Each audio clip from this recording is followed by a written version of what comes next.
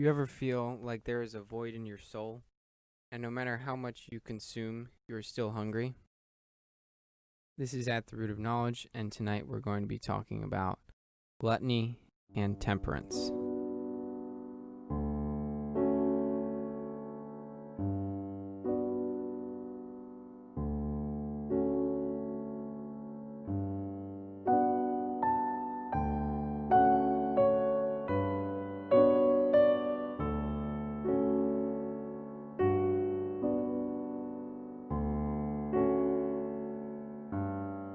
Welcome to At the Root of Knowledge.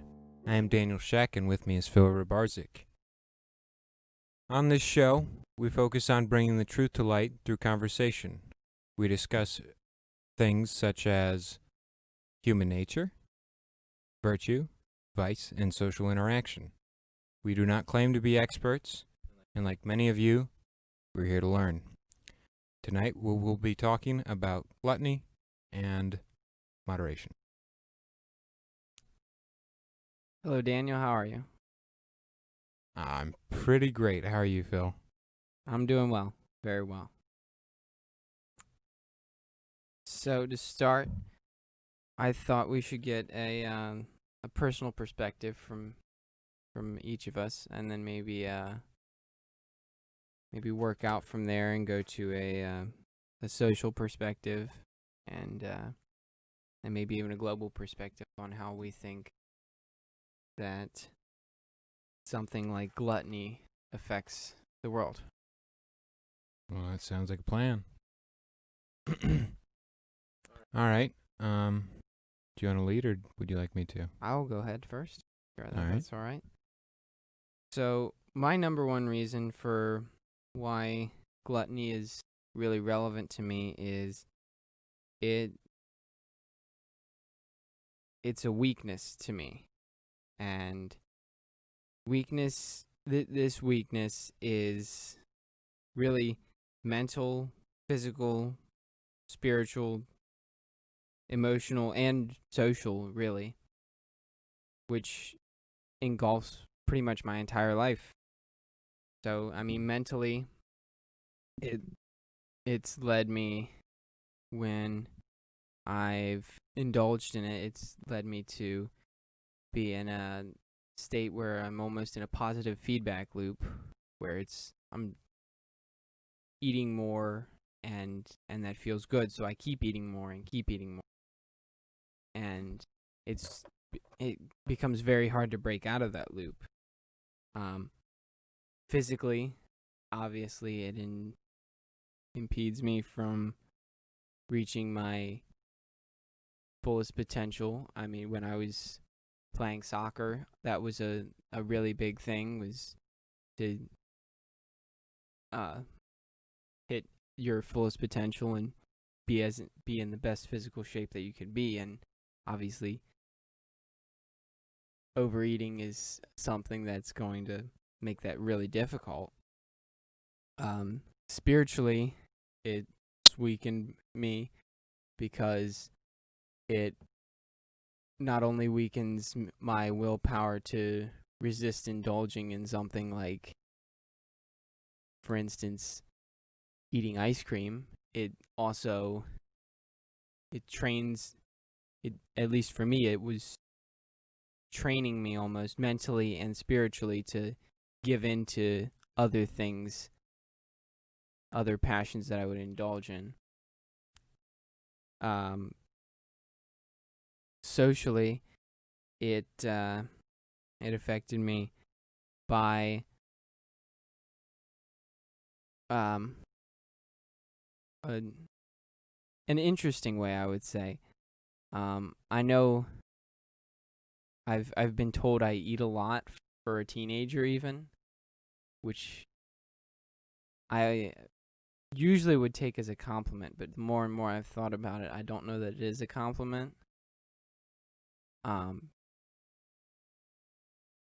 I mean, you might be able to write some of that off as that I have a higher metabolism, but still, Or you're growing. That too. But still, it did affect me socially. That people just seemed to act different when they saw how much I ate, and I'm not sure why there, but I did notice it. Um, and then emotionally, it affected me because I could turn to it as a coping mechanism. So that was really the biggest reason. Sort of a side reason would be that eating more cost more. So obviously, that I've tried to put myself on a budget, that's another thing that gluttony will definitely make difficult. What about you? Okay, so for me, after really digging my heels into the material and thinking about it a lot, I think gluttony applies to a lot more than just food. I think a lot of the mindset behind eating is also kind of integral with other things, drinking too much or just generally trying to satisfy your physical desires for things, if you will. So more just overindulging in general? Yes, or so you started with the biggest thing for you. Right. That it's an issue. I think the biggest thing for me is that it's a massive distraction. If I have something that's bothering me, bugging the crap out of me, it's easy for me to just go satisfy something, a craving. Food is definitely one of the things I turn to. YouTube, definitely a big thing. Like, I spend a lot of time watching YouTube when I'm trying to distract myself. There are other things, too, that I don't know if they're strictly in the field of gluttony. Like, I know especially back when I was in high school, during exam weeks during, exam weeks or when I had something really big going on, that was when I was most productive at things, not exams and important stuff that I needed to accomplish. Mm-hmm. Like, it seemed like every year from freshman all the way to senior year, when exam week hit, I'd spend all my time in the garage. I'd be out there, I'd be taking stuff apart, I'd be practicing my welding skills, making knives, whatever, and that was a big distraction for me. And that was really back before I had a lot of access to the internet and TV and a lot of things I have access to now. I was a lot younger. I didn't have the freedoms that I do now, but I think that's kind of translated into other things like going out, eating, definitely one of them. For a while, drinking was definitely one of the things that was, if I feel like when I was fresh out of high school, life just, I didn't know how to cope with the change, if you will, because all of a sudden all my decisions were mine, and I distracted myself with people that I frankly really didn't care about and didn't care about me. It was just about the party, just about go have fun, living in the moment. Yeah, do stupid stuff. Drinking was definitely no small part of it. And other things like that. But yeah, the biggest thing I'd say is it's a distraction. You got to stay focused.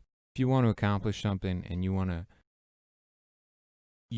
make it turn out the way you want and be happy about it, you got to aim for something that's going to make you try, and you're going to have to just stay dedicated to it, and you can't fill your time with watching YouTube or and it's the small little things that add up, when it's whatever, you got a long list. I know I've done this many times. You got a long list of things to do, and it's just maybe I'm not even that hungry. All right, I got to eat first, Mm-hmm. or I got to make coffee, or I got to do something else before I can get to the thing that I really want to do. And that really holds me up. I mean, sometimes I end up doing the thing anyways, but it's that sort of attitude that can carry through. I mean, I smoke, you know that. Right. And I've got it pretty well managed, but there's been plenty of times where it's like I'm getting ready to do something, like maybe I'm getting ready to go somewhere and work, or maybe I'm getting ready to sit down and have a conversation. It's like, all right, I got to go smoke first, satisfy that craving. And yeah, definitely it keeps my mind from being fully invested in what I'm doing. So it takes a lot more effort. And is the same true for when you break that loop? Say that you're about to have a conversation or you're about to go to work and you want to smoke, you have a craving to smoke, and you don't fulfill that craving. Does the situation then become that you can't focus? Sometimes it actually really depends.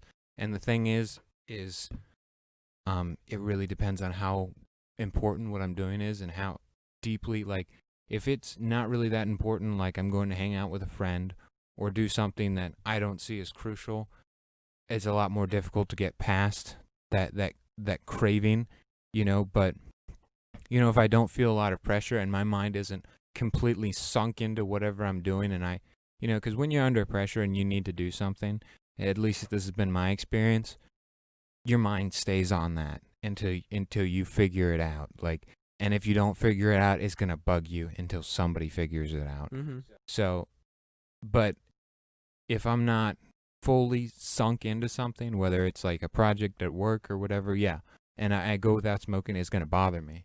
It's like I needed to smoke beforehand and I didn't, or even coffee. Right. Like coffee can do that too. Varying levels, obviously, but yeah, I'd say the biggest thing for me personally is gluttony is a distraction, and I think it becomes a problem not when you enjoy doing it, but when it gets in the way of you focusing on when it impedes you from doing the things you should be doing, which it definitely can, and it definitely has for me. Mm-hmm. Maybe not to the same extent as some other things, but I definitely agree with you. Like, with what you were saying, with it weakens you, 100%. If you tell yourself, you're not going to smoke during this period, or you're going to go without eating until you accomplish this task, which I do all the time, and then you collapse anyways and do it, that makes it way easier to say, okay, well, it's easy for me to relax in this other areas. Not like a little bit easier, like way easier. Definitely. Like your ability to just stay on task, like you destroy it, and it takes a lot to build that back up again. Mm-hmm. Oh, I agree 100% that it is really hard when you made a commitment to yourself and then you break that commitment. It's hard to keep any commitment at that point to yourself, which can be a snowball effect really quick too. Right.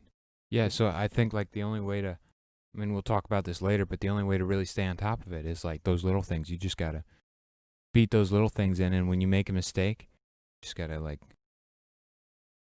comb it over. You can't just ignore it and sweep it under the rug. I don't think, No. pretend like it never happened. No, but I don't think pretending like a mistake never happened is any way to treat it. I think you do have to address the mistake.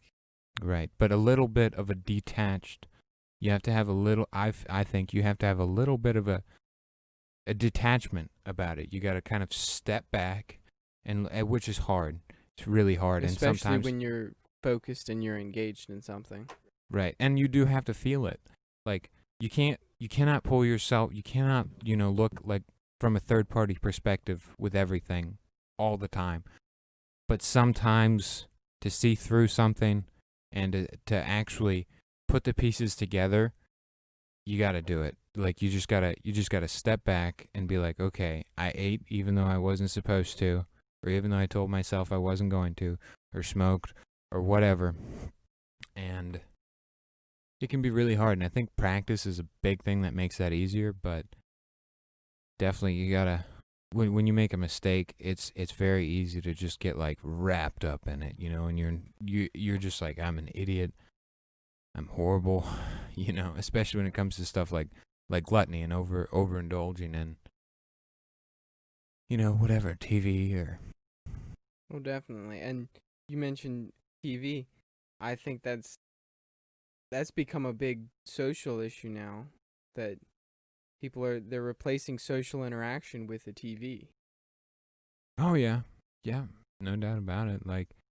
And TV shows that's how they're marketed. Mm-hmm. I mean, like if you wanna feel as if you've just met someone special and you might have a romantic interest later on, like you just watch a romantic movie. Mm-hmm. It does simulate the same emotions. It's the release of oxytocin in the brain. Right. But yes, yeah, I agree.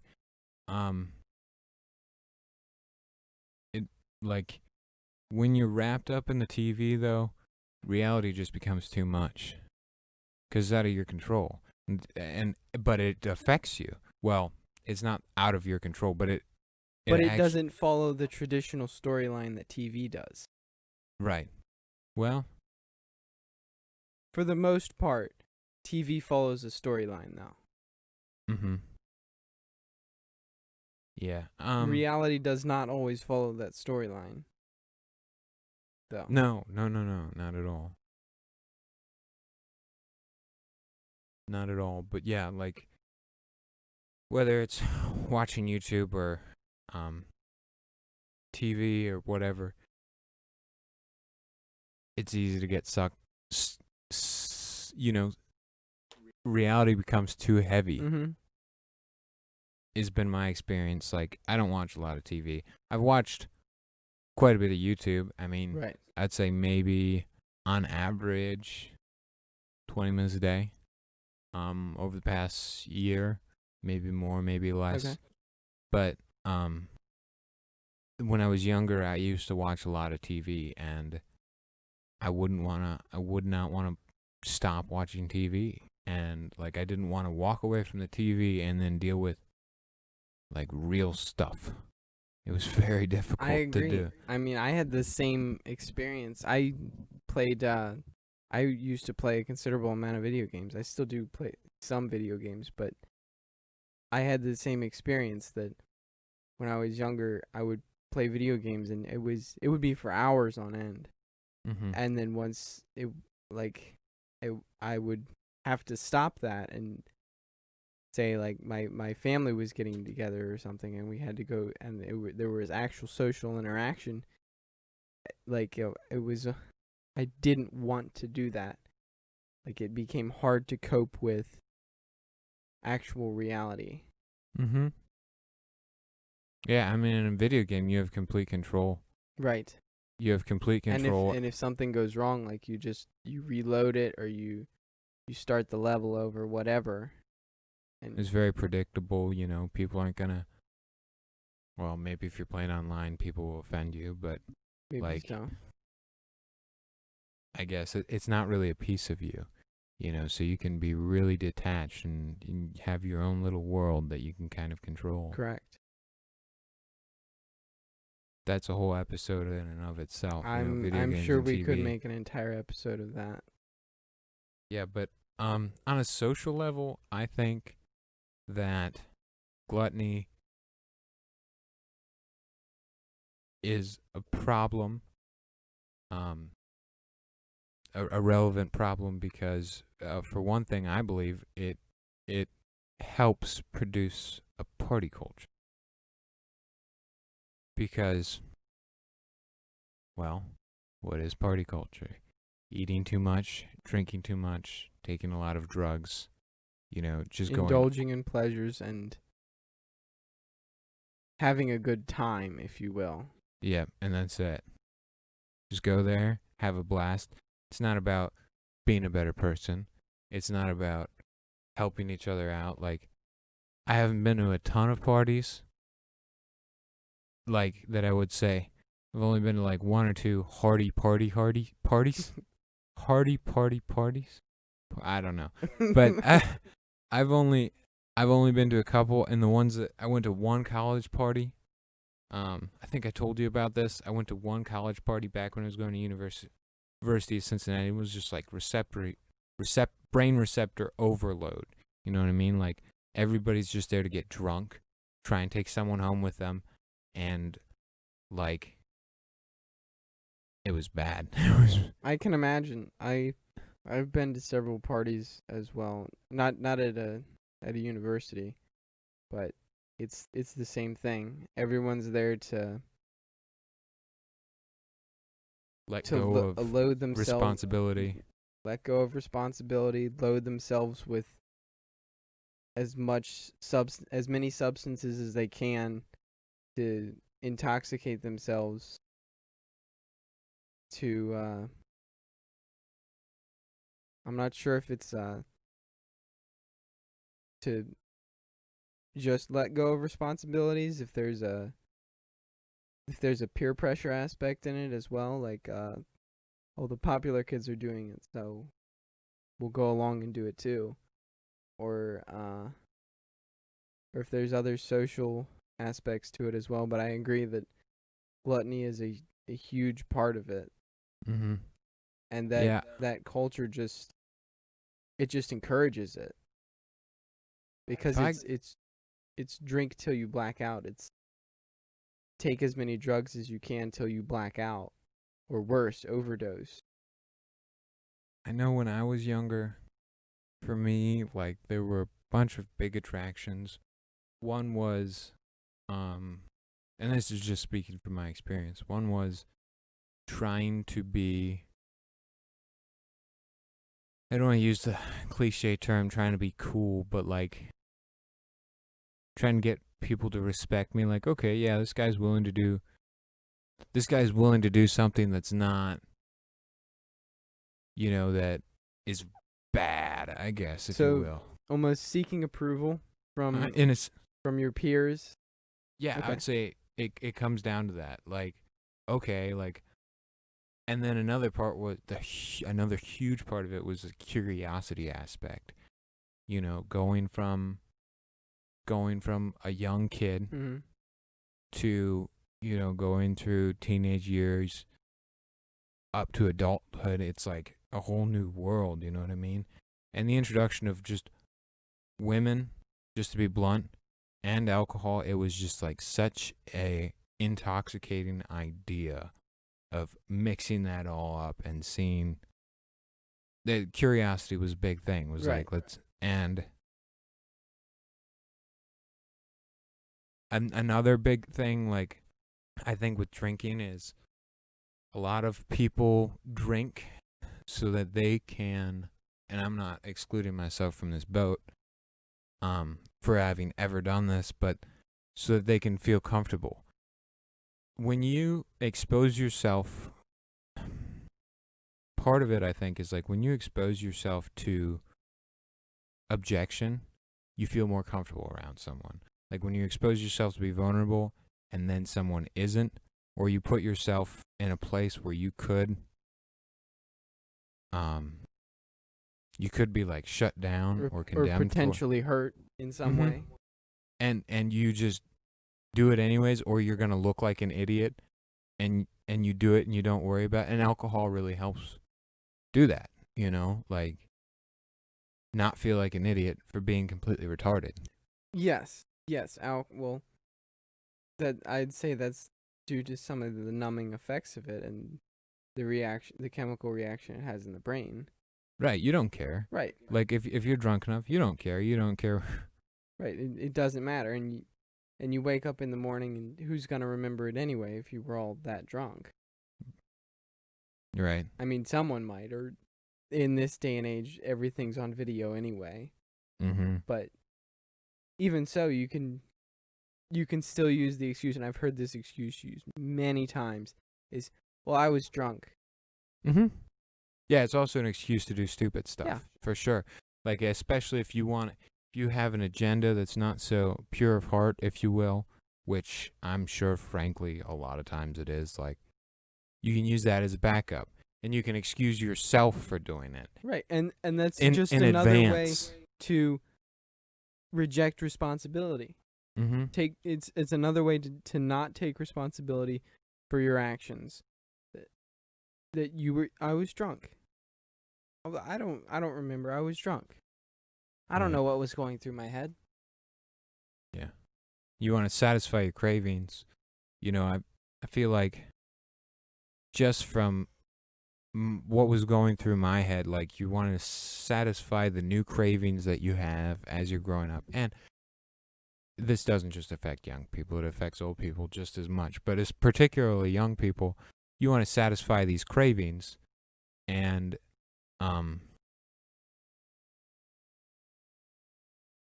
you don't want to be judged for doing it. And it's like partying. You can get away with a lot at a party, like especially if it's a crazy party. You can get away with a lot that you couldn't in a normal setting. Mm-hmm.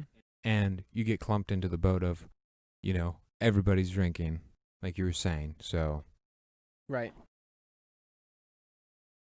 And it just, at that point, it ruins any accountability. right, nope, none. Mm-hmm. Like if it's a good way to like ruin the image of someone is go party with them, because people, like, not everybody, definitely not everybody, No, but plenty but- of people, like, they're not the same person when they're partying No. as they are like in No, regular life. especially if it's if it's hard partying, like very very hardcore. Yeah, I've lost a lot of respect for some people just from going to a party with them and seeing how they Behave. Yeah. Yeah. It's very interesting seeing how such a mood change just from having a few drinks. Mm-hmm. Yeah, and once you have those first few drinks, it's kind of like, okay, let's do something with this. Right. And you know and what it I mean? blurs the line even more to where when is it too many drinks? It just blurs the line even more. Right. Yeah. I mean, I'm sure we'll talk about this later, but for me, like, it's come to the point with drinking, if you want more, you need to stop. Mm-hmm. Like, if you have a hard time saying no to the next glass, even if you're not drunk, Yeah. like, and you really want it, like, that is, for me, a clear sign, like, no. Like, doesn't matter how affected you are. And if you respect that, which is not for somebody who has developed, and that's the thing, like, responsible drinking, I think it takes more than just responsible drinking habits to be a responsible drinking. It takes a lot of structure and constraint Mm-hmm. and all that stuff in other areas. Like, you cannot take somebody who is completely a mess and then introduce alcohol and expect them to be responsible with alcohol. Now, sure, like alcoholics and stuff, like, I'm sure some people are more predisposed to drink, even if they are like upright people, but definitely, like, if you're someone that just does not have their life together, alcohol's not. Don't expect them to be responsible with alcohol. No. I would 100% agree with that. But staying with social interaction, I think another thing that is a big issue, relevant to gluttony is codependence. I'm not sure if you've been in any relationships like this or you've seen them, but I've seen plenty where you build dependence on yourself, or someone else builds dependence with you, or any two people will build dependence on each other linked to a substance. So, like, a common one would be like drinking. Like, somebody always wants to hang out with someone, especially if it's like an underage person with an older age person, Mm-hmm. because they have alcohol. Or even food. It goes back to food, Right. it goes back to It's cigarettes, it goes almost back like to whatever. Like an enabling situation where you feel more comfortable around the person because you're both going to do it. And you know Right. you know it, and you've both subconsciously come to terms with that fact. Right, but it can get to the point where you your dependence on that, you are dependent on that relationship because of the substance. Yeah. You know, and that's the reason you want to. It happens all the time, and even like, I mean, even you see it a lot. Like, if you scrape the bottom of the barrel and you look on the streets, that's what a lot of relationships look like. You know, I live in the city. I've met plenty of people. A lot of people I've been in, relationships with a lot of people I probably never should have been in. And that was a big thing I saw, is dependence on someone, because either someone else has a hookup, someone else is older and has access to something that they don't, or someone just has the money.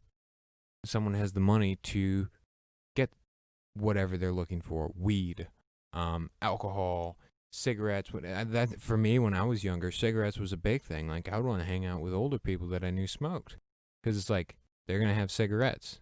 That was on my mind, from a young age. It's like, I'm gonna look for the 25, 35, and I'm gonna want to hang out with them more, Right. because they have cigarettes. And I would go into relationships and meet up with people thinking that, having that run in my head, like, when are they going to pull out a pack of cigarettes and start smoking so I can ask them for one, or they'll offer me one, or whatever. And it's the same thing. I think this is like with every relationship, it affects it. But when you add like a relationship between a man and a woman where they're dating or whatever, it's like that on steroids. Yeah. With everything, if that is what the relationship becomes, if it becomes someone to smoke weed with, if it becomes someone to be naughty with, or whatever. Yeah, or like, or someone to overindulge in food. And I know one thing that I've had was, like, I'll have just eaten maybe half an hour to an hour before, and I won't be hungry, but someone will offer to buy me food.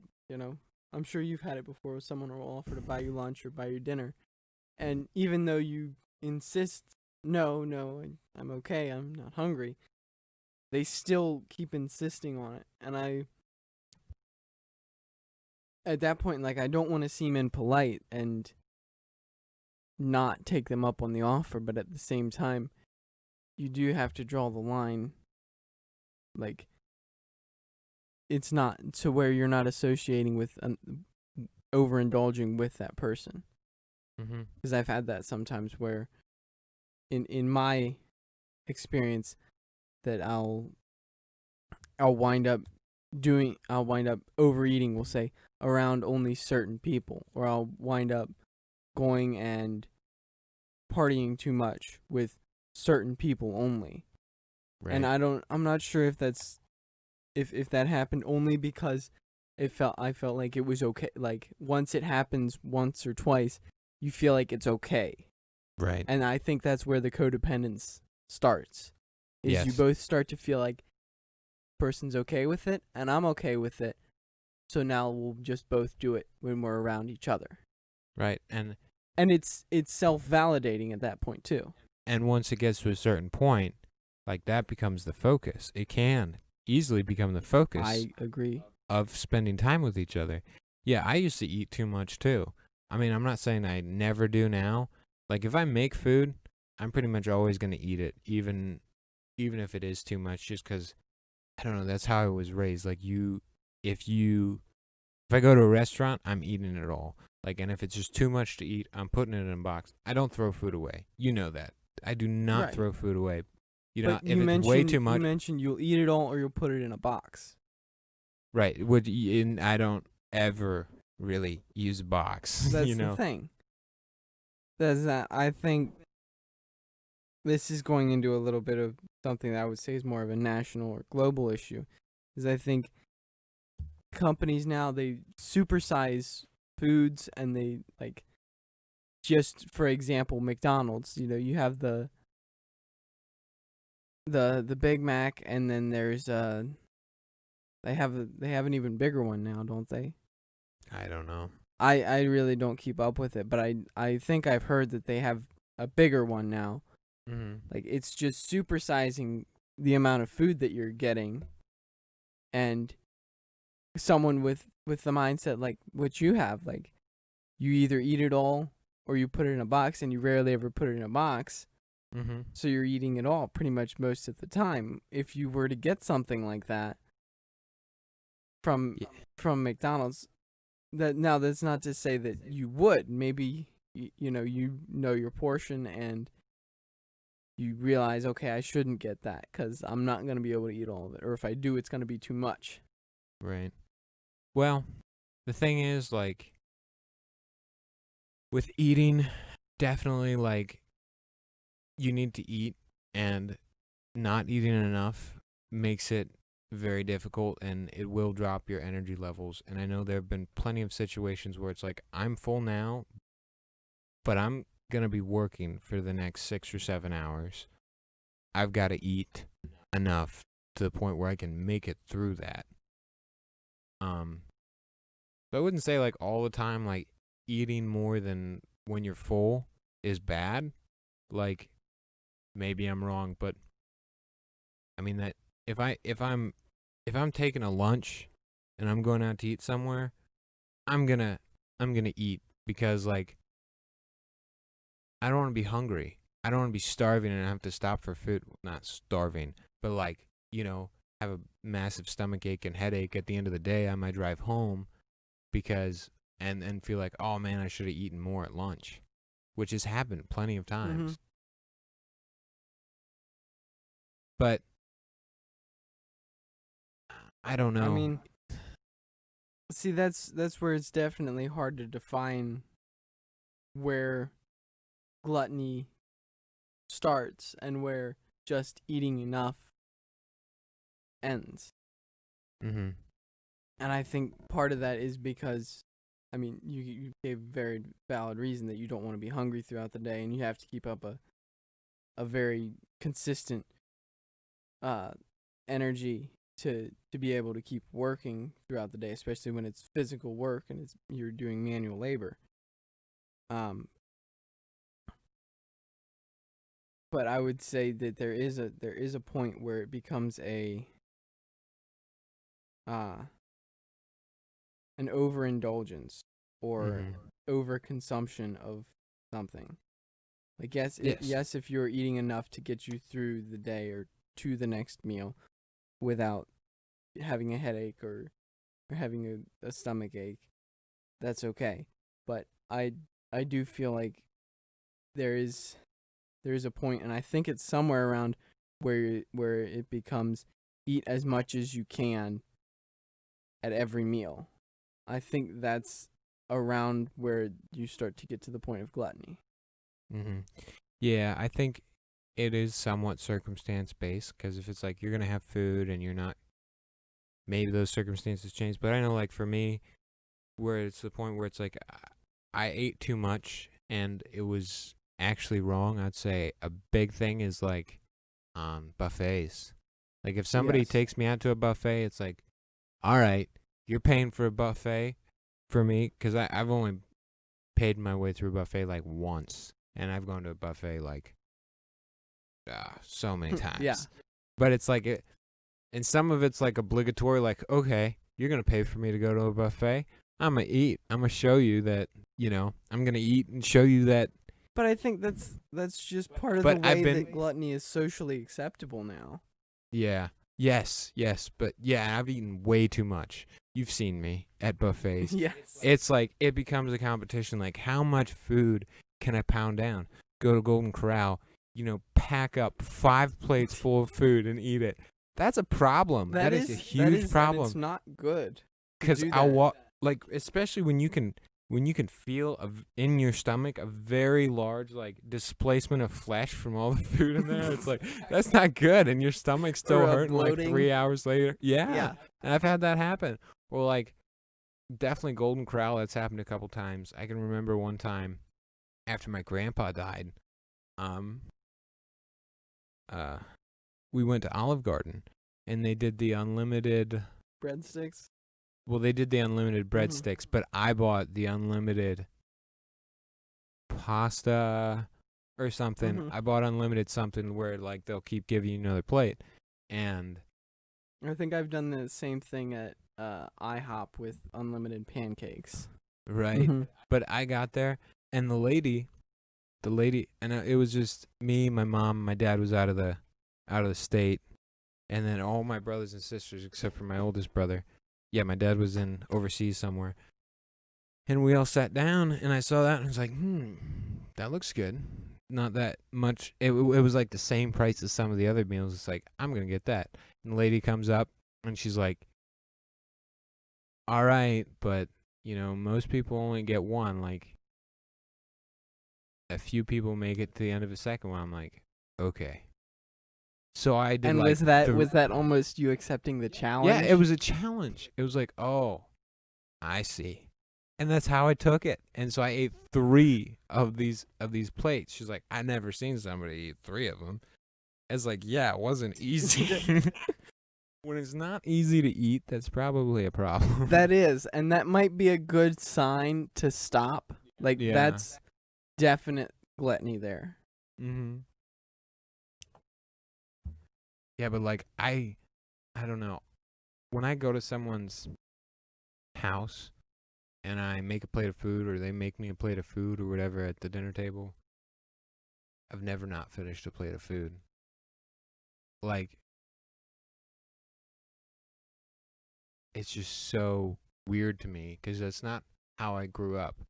I grew up, you eat what's on your plate, or that plate goes in the fridge, and you don't eat until that plate's finished. Doesn't matter what it is and how much you don't like it.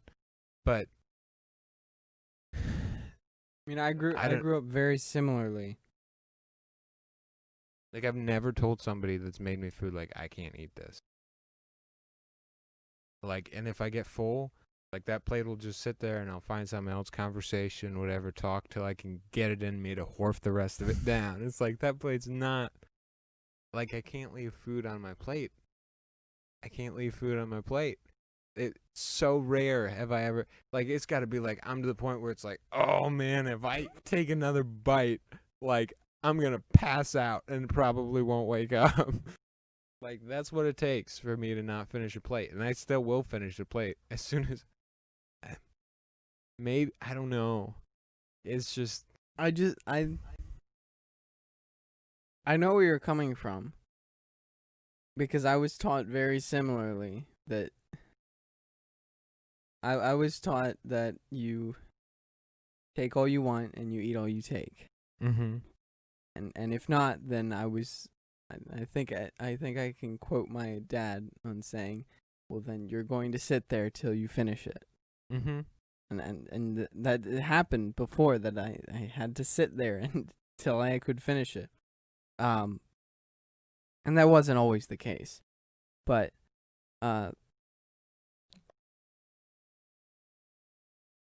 I still think that may be overeating though. That Maybe. I mean there is something to be said for not wasting food. Mm-hmm. I agree with that. But at the same time there is the counter argument that you should not eat more than you need. Although another element to gluttony is eating solely for pleasure, Mm-hmm. as opposed to eating for, as you mentioned previously, to get through the day, like to be able be able to sustain yourself while working a high, very, very high manual labor load. Right. Yeah, I mean, like, when I don't go out to eat very often at all. There were periods of my life where I did go out to eat a lot, but that was just because other people were going out to eat. And it was like, okay, just jump with the crowd. And, like, it got to the point where, like, I was working with this one coworker pretty much all the time, and he would always go out to eat, always. And it was like, and he would always pay for it too, always. Like, I think I got his bill once just because I was like, I'm like, dude, I can't keep doing this. This is too much. He's like, okay. And But nice guy. If you've ever met someone like that, super nice guy Mm-hmm. that always pays for food.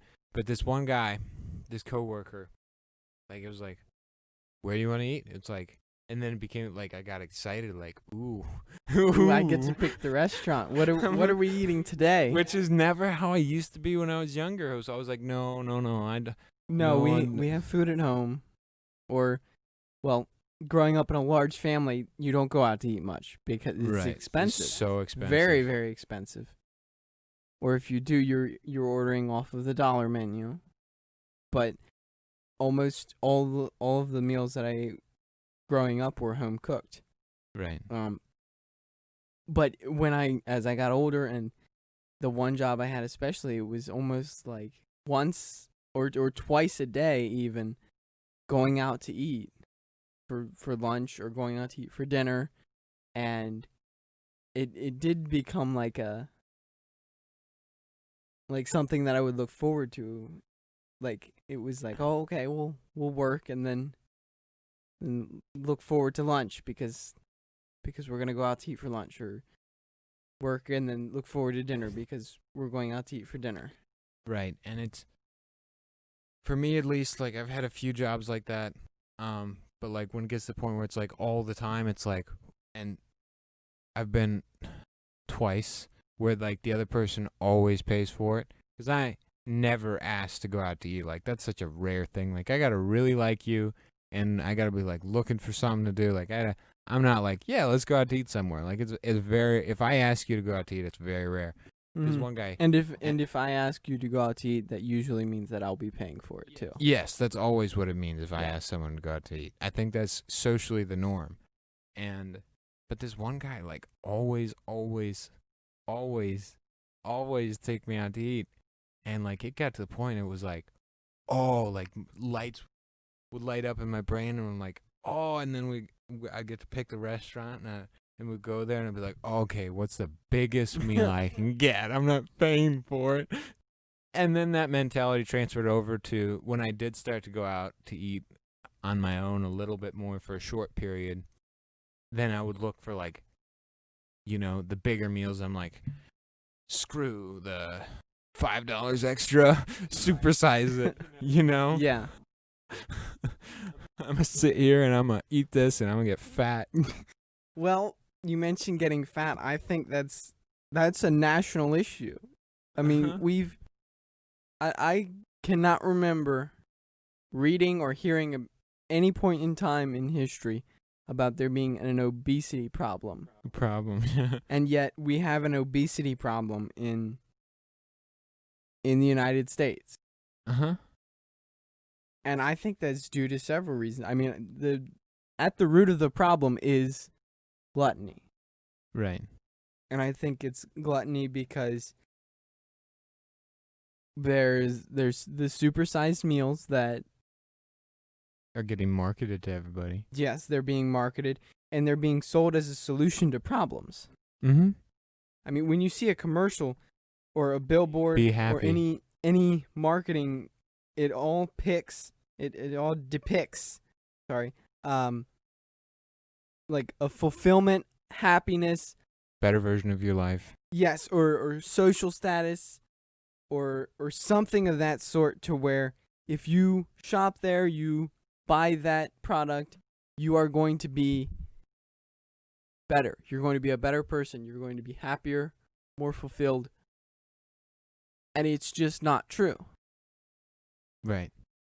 Or if it is in some way true, it only leads to that happening habitually, that you keep buying it. You keep going back.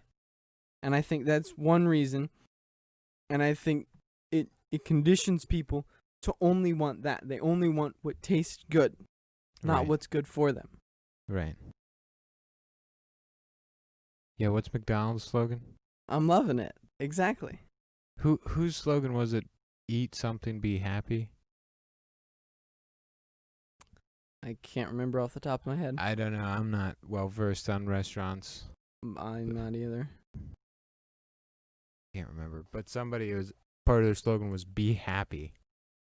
It's like, Or was that Walmart? What's Walmart's slogan? Better life something, or I'm not sure. I don't know either. Yeah, definitely. People are being like marketed to like, they're being marketed to. And they're being marketed to associate these products or this food with certain emotions or certain ways of living that are just fictitious. Yeah, incoherent with reality. Correct. And yeah, I think that's one of the big reasons that we see an obesity problem. Oh, I'm sure that's one of them. We also live in a no judge culture. I don't know how much that plays into it. But the fact that like you cannot, man, I don't want to get political. I'm not going to get political. I won't even go Please into don't get political. I won't go into it. I think we've both made the commitment to try to keep this podcast politics free. as much politics free as we can. Right. But yeah, like you're not allowed to, unless certain criteria are met, you're not allowed to point at a bad habit or bad behavior and go, that's wrong. Yeah, you're not allowed to do that. And again, I don't beyond just eating. No, and I don't want to get into politics, because when you said that, about 8 to 10 different things popped into my head. Yeah. But yes, bunny trail.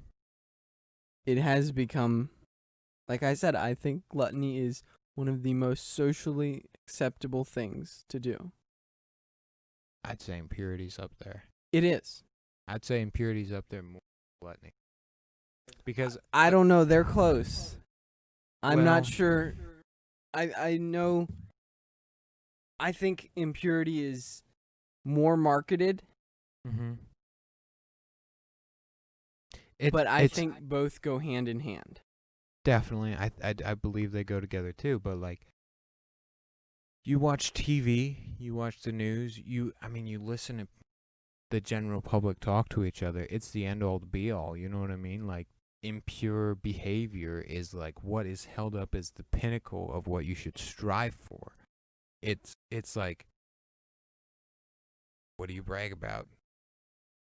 Doing stuff you really shouldn't be doing. Like, and like, especially with TV, and it's so horrible. It's going younger, and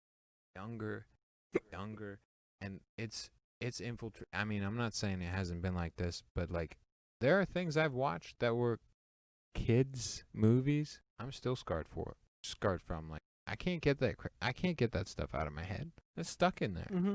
Some of that stuff I've watched, and it's like, that's messed up. Like, they'll feed stuff. It's like, you should never, ever, ever think about that. It is so unnatural and perverse. And I'm not talking crude. I'm talking like,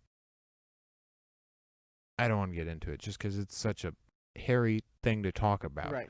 But they're feeding it to children. And it doesn't go away. If it's affected me, it's affected other people too. You know? Mm-hmm. And yeah, and people are addicted to the screen, and they do that on purpose. You know, they try and get people addicted to the screen because that's what they make money off of, the screen. Oh yeah.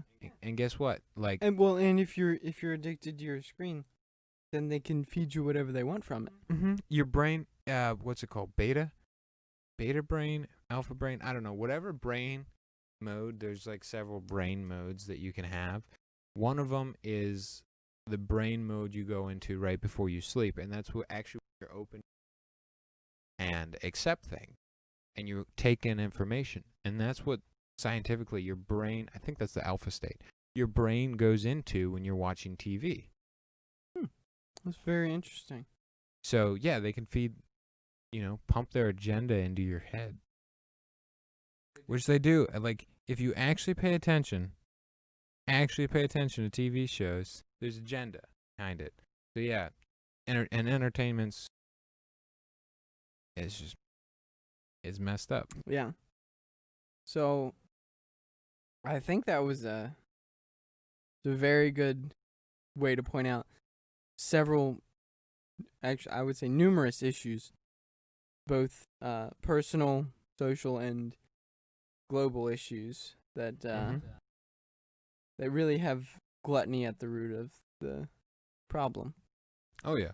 So now for anyone listening who might not have an exact definition of what gluttony is, have you gotten a definition?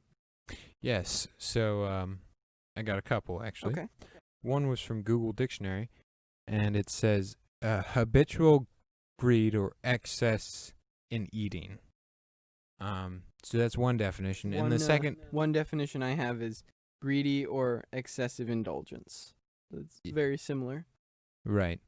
And another isn't really a definition. I pulled this out of the Summa Theologica by St. Thomas Aquinas. So he makes several objections, and then he answers the objections he made, talking about gluttony. And in question 148, his answer to the objections he made, which I will not read, I'll just read the answer. He said, I answer that gluttony denotes not any desire of eating and drinking, but an inordinate desire. Now, leaving the order of reason, wherein good and moral virtue consists. And a thing is said to be a sin through being contrary to virtue, wherefore it is evident that gluttony is a sin. So, basically, what I take from that is it becomes a sin when it goes against reason. Yes. And he, in a sense, akins reason, to being necessary to having good and moral virtue. Like, you need reason to actually sustain virtue. And so if you lose reason, then you're going to be contrary to virtue. I see. And that makes it a sin. So his kind of rebuttal to the objections he made about whether or not gluttony was a sin was it's a sin when it's unreasonable. Mm-hmm. I have one definition from St. Gregory the Great that says that this is speaking on some of the different facets of gluttony. He says, the vice of gluttony tempts us in 5 ways. Sometimes it forestalls the hour of need. Sometimes it seeks costly meats. Sometimes it requires the food to be daintily cooked. Sometimes it exceeds the measure of refreshment. Is that 4 or 5? I'm sorry. I don't know. Dainty needs, measure of refreshment. Anyway, he sums them up as basically being eating before you need to, eating something that is too costly or very high priced, needing something to be just right, just cooked just so, eating too much, and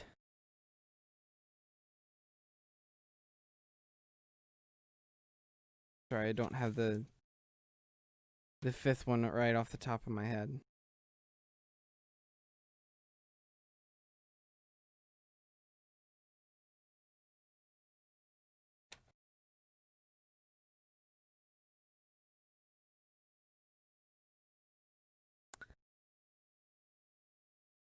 I'm sorry, I can't remember. That's all right. I'm sorry. I said that's all right. Okay. I can't remember the 5th one. I can't seem to find it in my notes. I'm sure I'll remember it later. It'll pop up if you do. Yeah. Yeah. So is he targeted exclusively at food? Yes, he does target it exclusively at food, although St. Thomas Aquinas does say later on in the Summa Theologica that it isn't solely food Right. that gluttony is based in. Right. And back when St. Gregory were writing and St. Thomas Aquinas were writing, you had alcohol and you had food, and outside of everything that has its own category for pleasure, like what else was there? Well, You there was you didn't pleasures have of drugs. the flesh, so Yes, lust. other, but that had its own exactly, category. That was lust. There was not Categorically exclusive. correct. I mean, the 7 deadly sins were developed Not that it doesn't tie into in it, the but medieval ages, so there was a lot less. tobacco wasn't even around. Correct. There was. Like, how's tobacco tie into gluttony? Well, we'll get to that later. But you see what I'm saying? Like, there's a lot of stuff that, from their explanations, maybe, like, they wouldn't have known about. Right, like neither of them would have known about television or Right. or YouTube. And what would they say about that? Would they I don't know. Maybe I'm completely wrong. Maybe that's totally different. Right. This is, I mean, my interpretation of both St. Gregory and St. Thomas Aquinas that they're saying to moderate your consumption of any substance or any, in this case, media. Mm-hmm.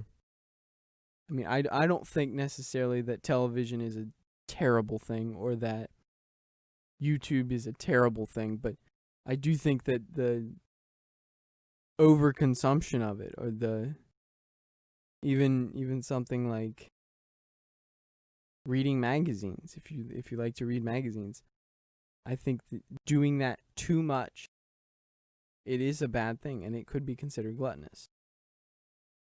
Yeah. Yeah. I don't. Yeah. I would agree.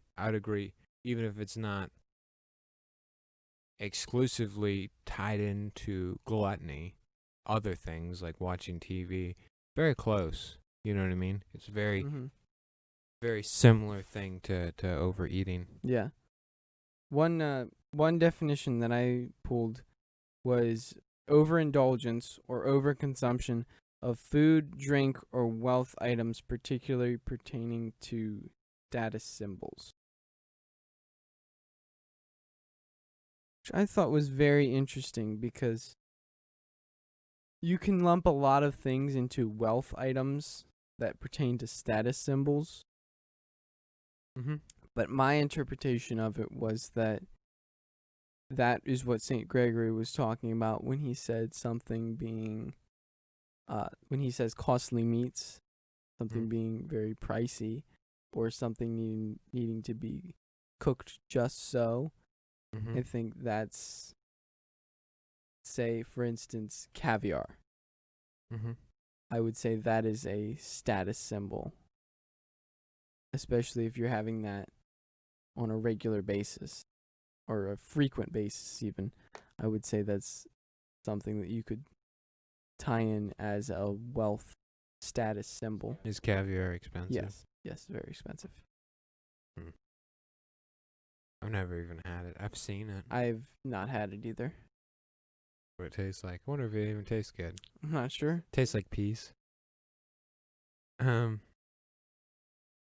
so I would like to talk about actually identifying gluttony, like from an individual perspective. What does it look like? How do you know where it is? Like, what's it smell like? What's it taste like? Mm-hmm. You know, how do you know that it's an issue? You know, and then from there kind of go into where you know where the line is. Right. You know what I mean? And finding that line and knowing I can't go past there. Right. Well, to start off, to identify it, I would say, going back to what St. Thomas Aquinas says in Summa Theologica, that it denotes not any desire of eating or drinking, but an inordinate desire. Mm-hmm. And I think that particularly he's talking about the desire for the pleasure of eating as opposed to the desire of eating for sustainment.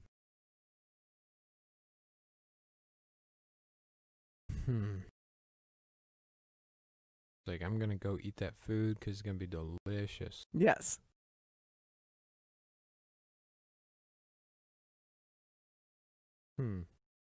And that's not to say that you can't have delicious food without it being gluttonous. But if you're eating something just because it's good, like you're not hungry, you don't really need to eat. Maybe it's even late. You're about to go to bed, but you just say, you know what? I want something to eat because I'm hungry. Like you convince yourself really good. that you're hungry when in all actuality you just want something to take up the time. I've definitely done that, especially like when I'm going to bed or whatever. I'll justify eating, or like I won't even be hungry, but I'll see the cookie jar and I'll be like, I'll eat a cookie. Pretty tasty. I'll eat another one. Mm-hmm. Okay, like 4 more cookies later. Or having a bag of chips. You know, you open a bag of chips and it's like, oh, I'll only eat 1 or 2, and then you reach the bottom of the bag in the next 15 minutes. Mm-hmm. It's I think it's the getting involved with eating as a pleasure, or as the saying goes, living to eat and not eating to live. Yeah, I've definitely, especially when I'm at my house. And going back to like dainty, like, or you have to cook it just right. I've fallen into that too. Like when I'm making a meal, it's like I'll just go crazy sometimes. Mm-hmm. Like where it's like, gotta have the meat just right, gotta melt the cheese Or, like perfectly. I'll spend like an hour and a half like preparing this beautiful sub. I'm like, this is gonna be the most delicious sub I've ever had. Yeah. One thing that I'm definitely guilty of is that with eggs, if my eggs are a little bit too runny or they're a little bit burnt, it's almost like the whole meal is ruined at that point, and I'm definitely guilty of it. It's like I spend so much time just trying to make it just so. And I'm the same way with I'll cook a hash brown patty, or sometimes a few hash brown patties with my eggs. And if the hash brown patty is just a little burnt, or if it's just not quite done enough and it's soggy, it's just I think I fall into that same category, that I'm requiring it to be too daintily cooked. Yeah. Or you go and eat and you're like, all right, this needs like bacon. Yeah. So you stop like after the first bite. You're like, nope, I cannot eat this until I fill it up with bacon. Mm-hmm. I've done that. Or I've even this watched has other. to be dipped in ranch. Like, I don't know why, but a lot of people apparently love to smother things in ranch dressing. Oh, it's good. And I've even been in scenarios like where I've watched other people make me food, and it's like I've even like come and be like, that's not how I do it. Well, that's not how I do it. Like, Yeah. you know, when they're making my food, and you know, being like, I can take care of that part. You know, Mm-hmm. yeah, because I don't know. I definitely, maybe I also take pride in like making something that's good, you know, or that I interpret as good. Be like, I got to make this bomb meal. Right. Yeah, I think definitely when you see yourself doing that, you know that's a bad sign. I think like so. When, just obsessing over what the food tastes like. I don't know, slippery slope. Especially if you're making food for other people, like you want to make them good food. You know what I mean? I've been in that scenario too, where it's like I want to make a really delicious meal for. And this I think person.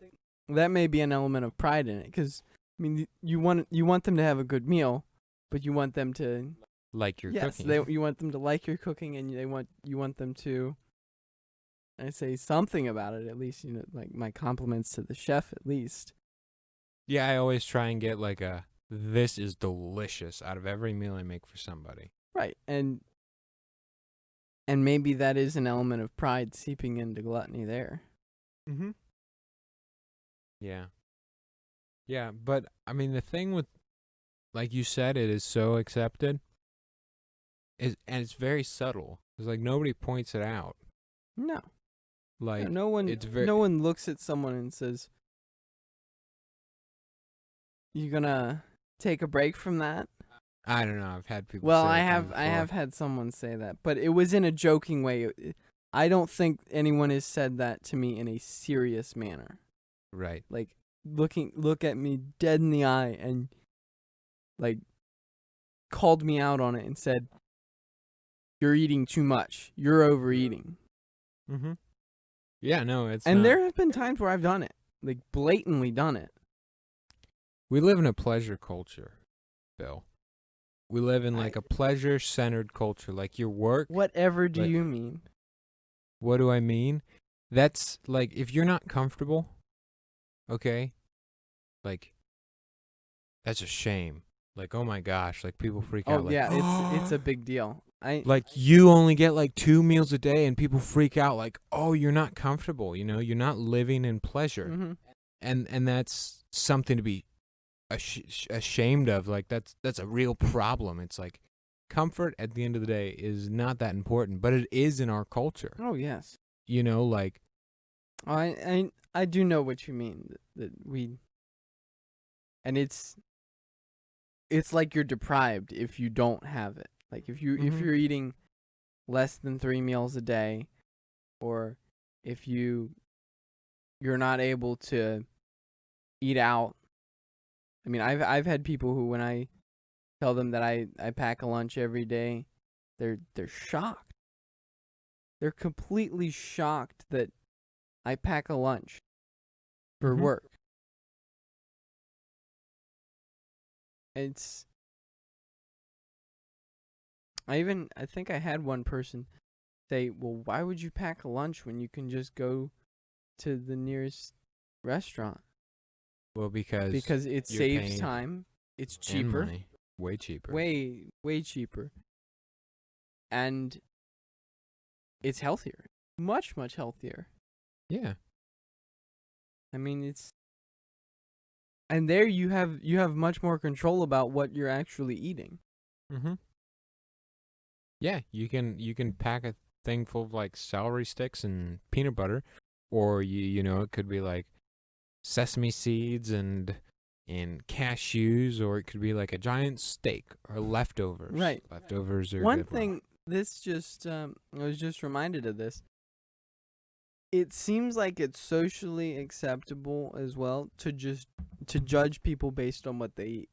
Like when I would pack a lunch and I would have, say, trail mix, a sandwich, a piece of fruit, and maybe some celery or carrots.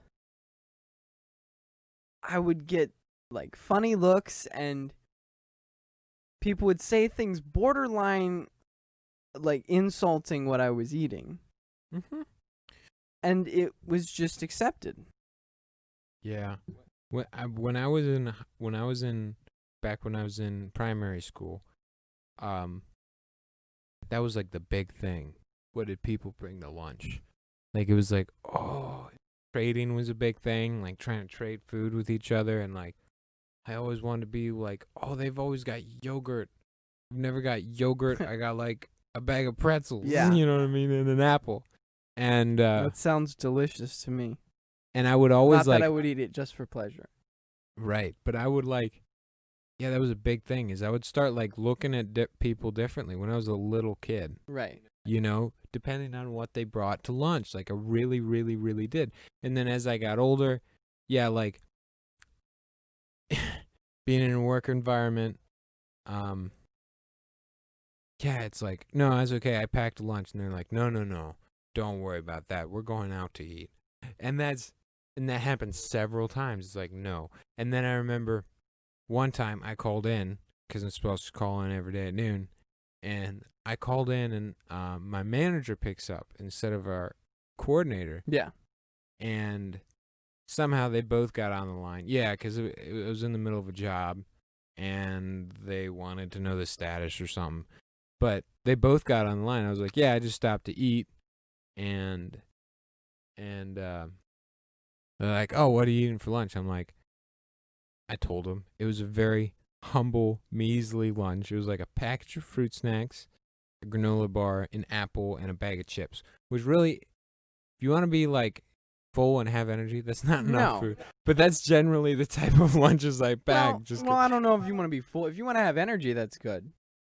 Not really. Not by the time like 4 o'clock rolls around. Not for me. Maybe not. Like, for I gotta you. eat I don't like. know. I feel like I can go on a pretty light lunch.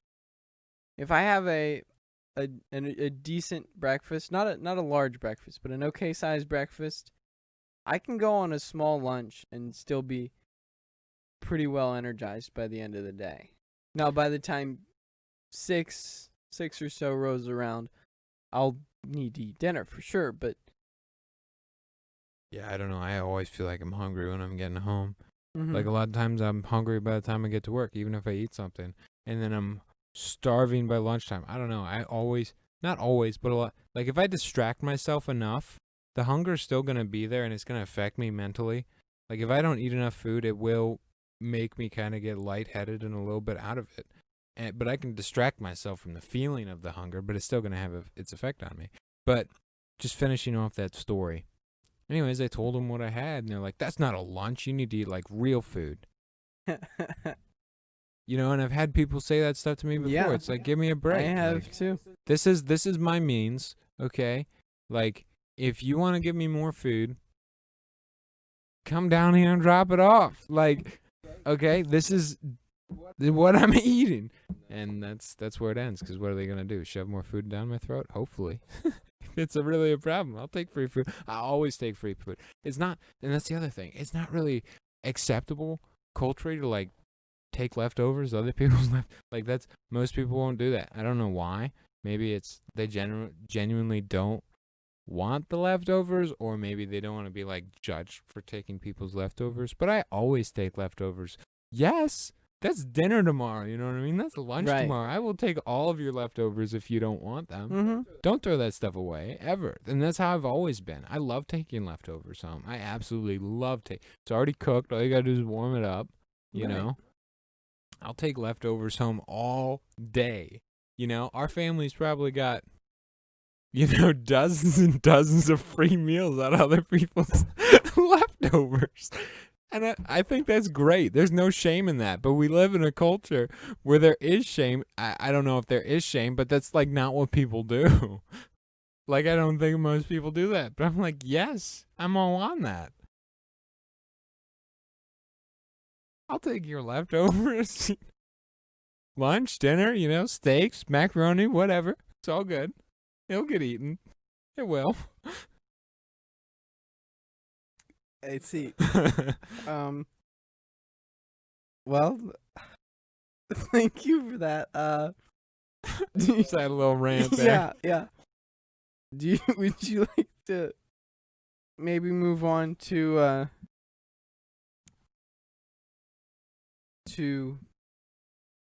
what you think the drawing the line is? Right. Oh, right. Okay, so I think when it interferes with your mission, I would say. Okay. For me, like, from my perspective, when it becomes a problem where it gets, because I was telling you earlier, the big thing is a distraction.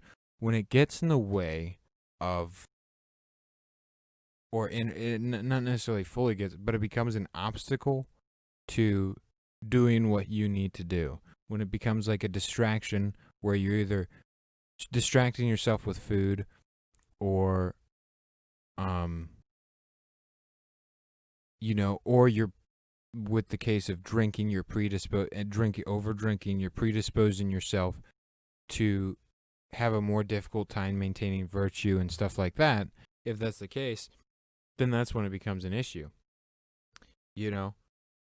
So like when satisfying those hungers, interferes with virtue, that's where I would say maybe that's vague for some people, but for me it's pretty clear. Like, when is the point where it's like I'm distracted while I'm at work because I'm thinking about what I'm going to be eating for lunch. I haven't gone out to lunch recently, but if I was like, no, I was going out to lunch, then that's a problem, or, whatever, smoking or whatever the thing is. I think that's where the line needs to be drawn when it becomes difficult to do the other things you need to do. Yeah. Well, and keep your focus on them. I would say I would partially agree with that. I would draw the line where where it becomes a pleasure-seeking endeavor, that you're not eating because you need to eat, you're eating because you want to eat and you want to feel good, which also could lead to you using food as a coping mechanism. Is that always wrong, though? I would say yes, that is gluttony. If Always you are eating just to feel good. If you are eating just to feel good, yes, I think. What about like a cookie? Like someone offers you a cookie, and it's like, that looks like a pretty delicious cookie, and you're like, I bet that tastes really good. And they offer you the cookie. Well, are you hungry at all? No. Maybe like you're neutral. But you know it's going to be a delicious cookie. Well, and but the if person it's who going made to it be is delicious, then you are eating it solely for pleasure then. Mm-hmm. I would say no then. Okay. I would say you should, if you are somewhat hungry and someone offers you a cookie, I would say okay. I'm saying neutral. Like you're not thinking about food at all. Like before that point, you're just like, If you're neutral, I would say it would be okay as long as it doesn't push the limit to where, like, you eat that cookie and now all of a sudden you feel bloated, or you feel like almost a disburst of energy. Okay, so let's tie that. Okay, so this applies to other things too? Mm-hmm. What about smoking? Okay. What about a cigar? Really good cigar. Like, maybe it's a bonding thing. Maybe you're doing it by yourself. But you don't need that cigar, but that's going to be a tasty cigar. Right? Wrong? Or a glass of wine. Drinking at all. When do you need to drink?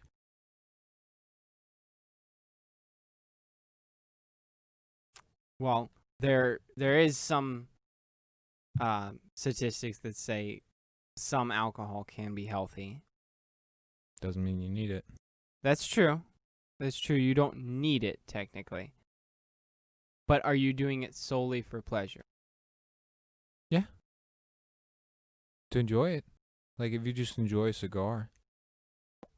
You know what I mean? Like, yes, but you said you're enjoying a cigar with someone. Or by yourself. Is it wrong to smoke a cigar by yourself? Because you're like, I'm going to enjoy that cigar. That's hard to say.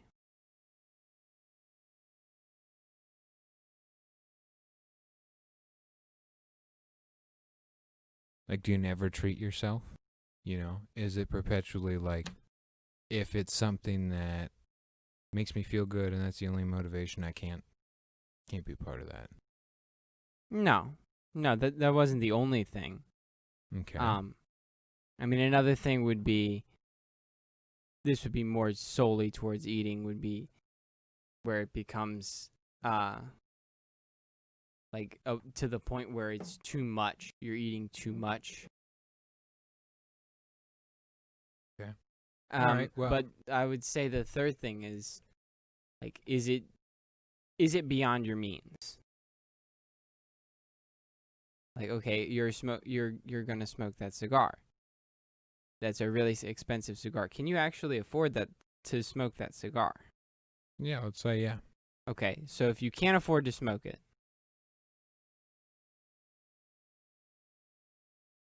see, here's the thing. It will technically be a detriment to your health, Mm-hmm. even if it is a small detriment. It would be a detriment to your health, and you would be doing it solely for pleasure. Mm-hmm.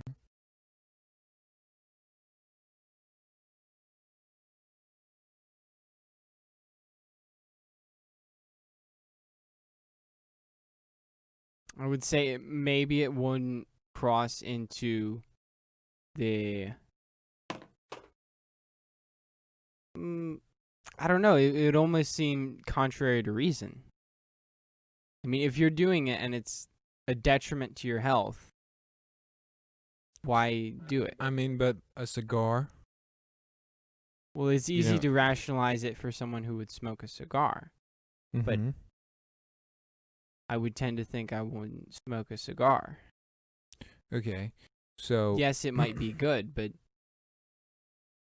at the same time, why do you need to smoke the cigar? why do you need to watch a TV show? Like one show. Staring at a screen's not good for your eyes. You know, maybe you're not gonna be any more virtuous for watching this TV show. Is that wrong?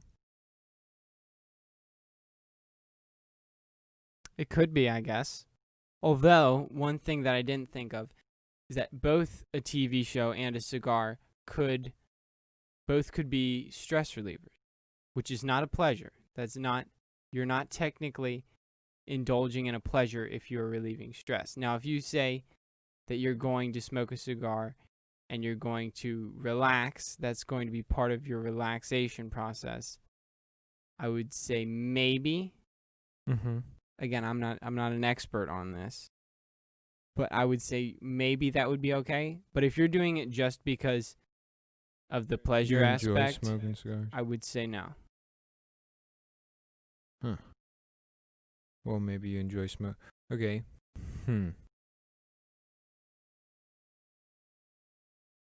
That's not easy for people to distinguish. I'd say most people wouldn't be able to have the self-control and the rationale to distinguish between relieving stress and strictly drawing pleasure from something like smoking.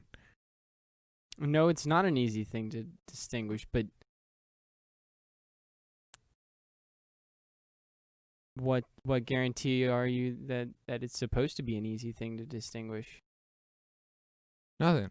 And I think that's the difference in our perspectives. I don't think there's anything wrong with doing something because you enjoy it. Mm-hmm. I don't think there's anything wrong with doing something. I think it's when in doing something that you enjoy, interferes with virtue. I don't think it's necessarily invirtuous to do something just because you enjoy it or you want to get pleasure from it. Yes, but for something to be contrary to virtue, it would have to be against reason. Mm-hmm. Would something be against reason if it was a detriment to your health? Okay, so you bring up a great thing. So eating food, okay. Aspartame is bad for you. We know that. We know aspartame is very, very bad for you. So is drinking a Diet Pepsi a big deal?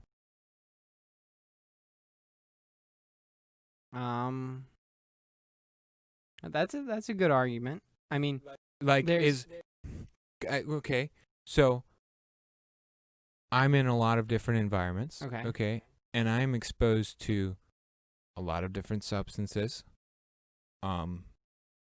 chemicals, and what have you, contaminants, airborne contaminants, like working as a mechanic and whatever you get. There's a ton of dirt, like, or even welding, like, you get exposed, even having a bonfire. There you go, having a bonfire, like, it's not good to inhale smoke at all. So it's like having a bonfire wrong. If you're there by yourself, like, that's not good for your health. That's not good for your lungs. people say smoking like as if it's exclusive to cigarettes. Like, inhaling smoke is bad for you, period. Mm-hmm. You know, something because you're actually taking in carbon monoxide for one thing, Right. especially if it's not a clean burn, which means there's not 100% combustion, and you're also inhaling all of the hydrocarbons that weren't fully broken apart and combusted. That's what smoke is. It's unburnt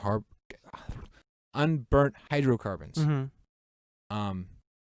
But like, there's a lot of stuff that you expose to that's not healthy, that's bad for your health. But like, if you're never gonna notice it in your lifetime, what difference does it make? Because if you're, it's like picking up food off the floor, or like if you're a complete germ freak, like, do you have to wear gloves all the time at every door you open? Do you have to sanitize? No. What I'm getting at is, all right, there's a lot of people out there, and there are people that would say, like, no, smoking once will kill you forever. Okay. Yeah. But I don't think, like, just because it could hurt you, will you even notice? Like, maybe spray painting without a mask on is going to do more damage than, 10 packs of cigarettes. Mm-hmm. Like, maybe. It's definitely not good for you. Right. Like, does that mean that you have to go to a store, buy one of those paint masks just because you're going to use one can of spray paint to paint whatever, a wall or, a part of your car or whatever? Like, okay, so where does the detriment to your health, like, how far does that go? Any amount of detriment? Because you know what they put in foods, too. Right? Yes. Okay. So, if we could backtrack a little bit, as far as it being in your lifetime that you would notice it, Mm-hmm. I would say that's gonna be depending on how often you do it. Mm-hmm. No, definitely, yeah. And your pre-health conditions. This goes with everything. Correct. Pre-health conditions and whether you're predisposed to it or anything like that. Mm-hmm. But at the same time, that being said, I do think it would technically be contrary to virtue to do something that would be harmful towards the body. I mean, coming from a Catholic perspective, your body is a temple of God. Mm-hmm. So there you have to ask yourself, what would you do? Would you do something like smoke a pack of cigarettes in a temple of God? Maybe in a different time. Not today. Right. I mean, you bring up a good point, and it's really hard to draw the line. It's like welding, you know what I mean? Like, maybe it's super hot outside, and you're doing overhead welding. I can think of a million examples. You're doing overhead welding, but it's like, I don't want to wear these super long sleeves. Like, it's really hot outside, so you're like, okay, I'll just wear the gloves, and you get some flux, and it burns your arm a little bit. Whatever. If you're a man, you suck it up. Whatever. Mm-hmm. That's part of being a welder. That's not good for you. It can't be good to have burns put on your arm. But are you going to sit there and be hot and sweaty like in these sleeves? Like, I think, okay, if you're doing something.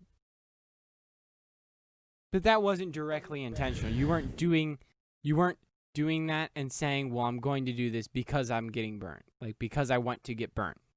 Right. There was an underlying reason there. But there's risk. There's always health risk. There's always health risk with everything you do. Yes, but is there an underlying reason with everything you do? No. Well, there's one point there. What is the underlying reason if there is one. The same thing Right. with smoking a cigar. Are you doing it to relieve stress or because it's there? Maybe there's an occasion and you're celebrating or something like that. Okay. Or is it merely just for pleasure? And Yeah, if like, I so, just what wanna have you done? enjoy What the- have you done to merit it?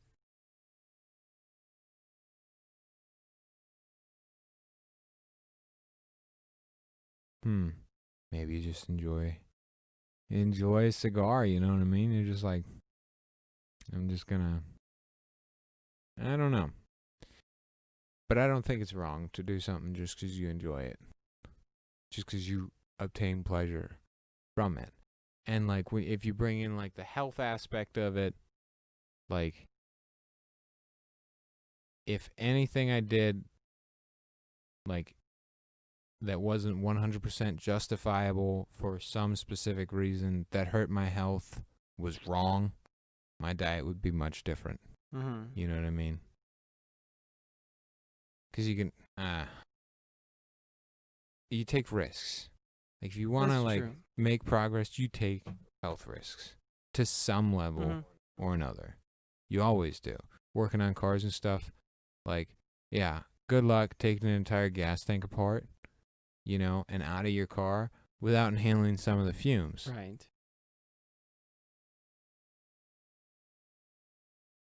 Are you going to worry yourself about that? Like, oh, this could be bad for me.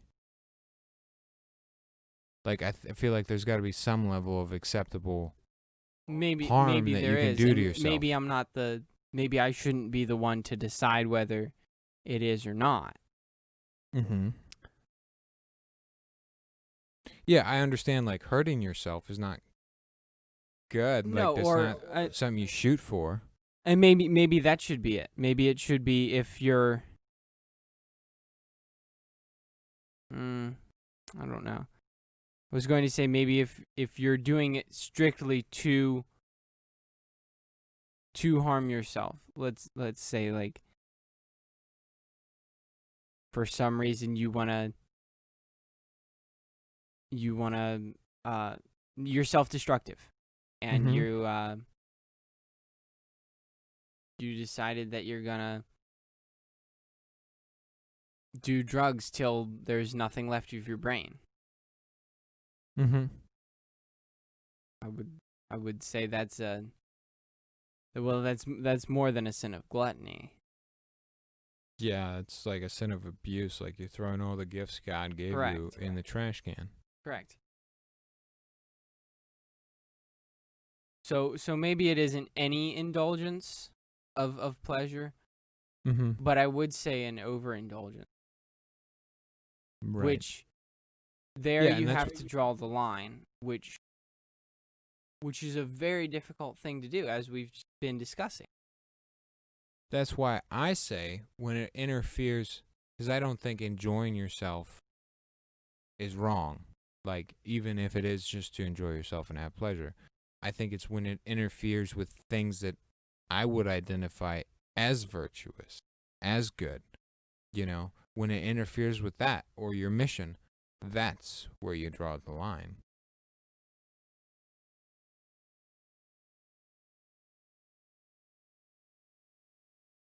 When it interferes with focusing on making money for your family, when it interferes with focusing on doing the work that you need to be doing to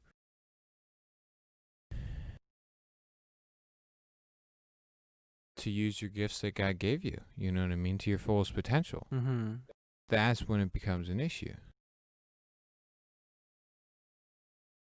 Or when it makes it, when it interferes with being virtuous.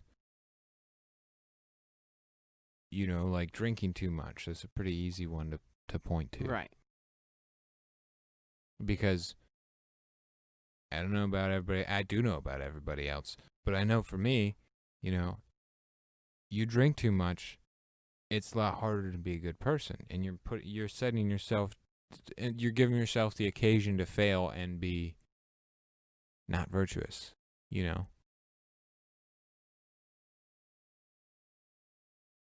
And like when you eat so much to the point where it hurts I would say that's abuse. Like when it's like you really have a hard time, that's abuse. Yeah. And like when you eat that much, it's not like it's just hard to put the food down. When you really get to that point, you're inhibiting your ability to work for hours. You know, you have been so packed you can't do stuff. Yeah. Like, and that gets in the way. That's why I say that's where you draw the line.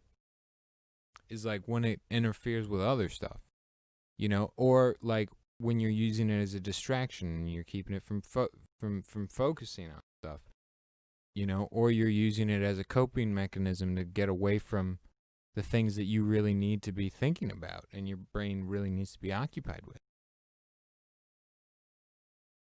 And you say you have to differentiate that from just using something as to relieve stress or just using it because you enjoy it. Yeah.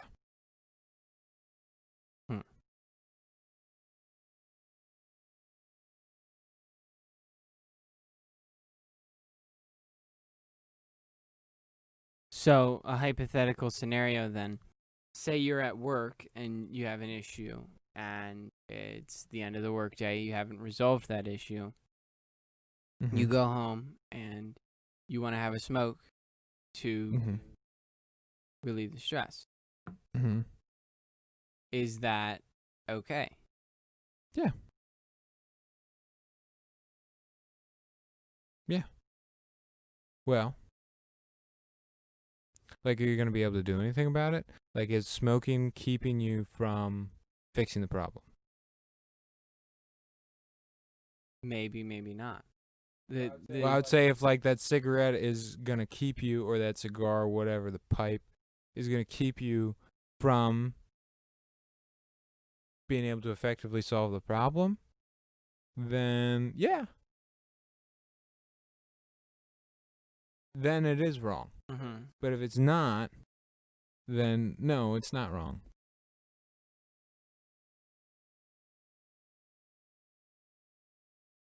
Like if you're just smoking so you don't have to think about the problem anymore, then yeah, that would be wrong. Maybe. But can you like do anything to fix it? I mean, you think about how to fix it. You couldn't really implement anything at the time unless you had access to whatever it is you're working with. Yeah, I mean if it's going to make it more difficult for you to fix the problem, then it's just standing in the way of you doing what you're supposed to be doing, I guess. But if it doesn't, then no, it's not a problem. That's what I would say.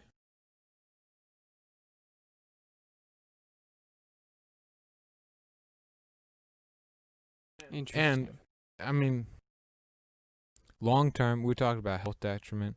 Yeah, I think smoking definitely could be like a long term thing. Like, there's been a lot of research out there that says, like, it increases your chances of having heart problems. It increases your chances of having lung problems. You know, obviously, your breath smells like crap from smoking. It really does. It makes it more difficult to build muscle. You know, it's going to affect for a lot of people how you put on weight. It's going to affect your eating habits, especially long term. Like, I'm not saying like we took the scenario of one cigar, which I know plenty of people where it is one cigar once a month, once a year, maybe even once a week. There are plenty of people like that. But like that's exclusive from habitual smoking, which yeah, I think can definitely be wrong. You know, like especially if it's like the point where I've been there. And maybe this is a good reason for me to consider not smoking, you know. I've been there where it's like the point where you're just smoking all the time. All the time. It's like you can't, like you're outside and it's just like you just got to keep smoking, keep smoking. I don't know. Yeah, I definitely think though, like habitual smoking. And then at that point, like, you're smoking, like, all the time to the point where your lungs are just having to process all this smoke and carbon monoxide. Like, you got to give them a chance for some fresh air. You know, Right. Sooner or later, it'll definitely it could definitely be very wrong, and get to the point where it's like, okay, if you don't stop smoking right now, your lungs aren't going to be able to catch up, Right. and you could be dead or sick or hospitalized or whatever, or just have a hard time breathing. Mm-hmm. So, just to clarify, Yeah. like, I'm not trying to justify or advocate for smoking. I'm not trying to condemn smoking either. Mm-hmm. But I'm not saying that there's not a problem. Like, I definitely think there could be a very big problem with smoking. For some people, it could definitely become a huge problem. Yeah. But I'm not going to say it's always wrong at all, because I don't believe that. But that's just okay. So another question I have for you is, okay, eating disorders. How do they tie into gluttony? Is it mutually exclusive? Like, oh, they have a free pass. They've got a eating disorder. Okay. So that's fairly controversial as far as and I'm no expert in the matter.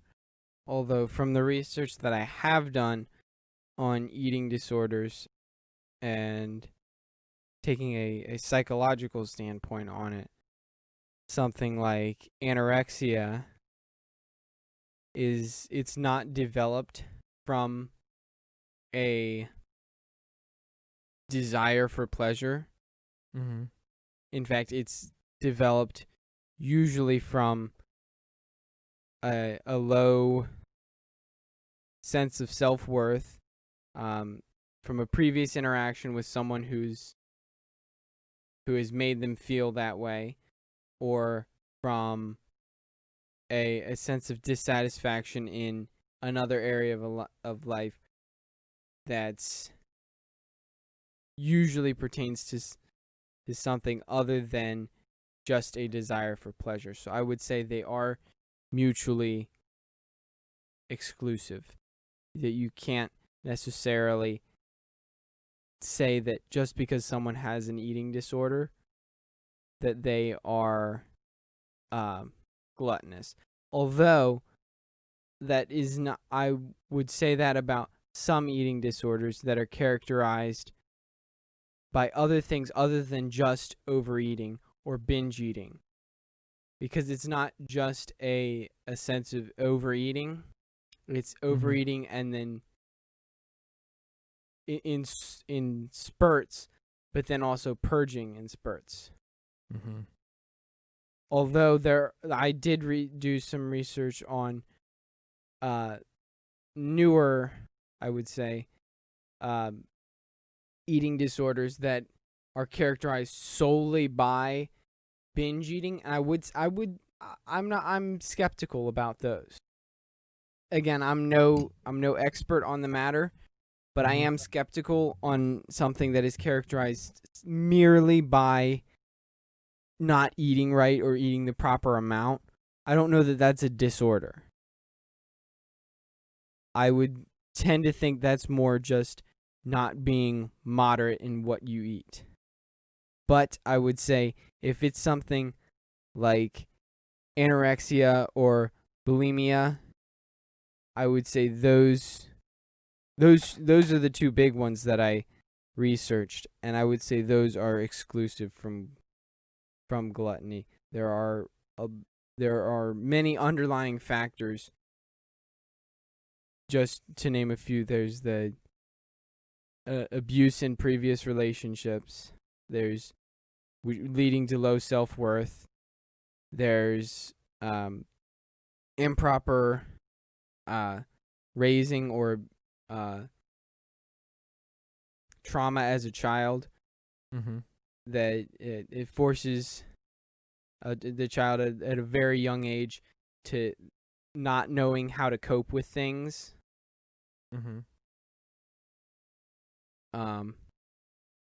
Also, just not growing up in a stable environment, like growing up in an environment where the parents had a very unstable relationship, or one of the parents was even absent. and I know that's fairly controversial to say, but there is some research that shows that does lead to,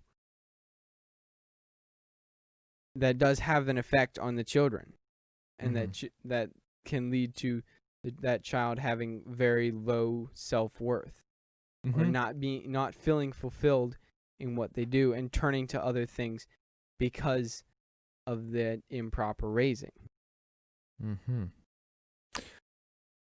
Okay.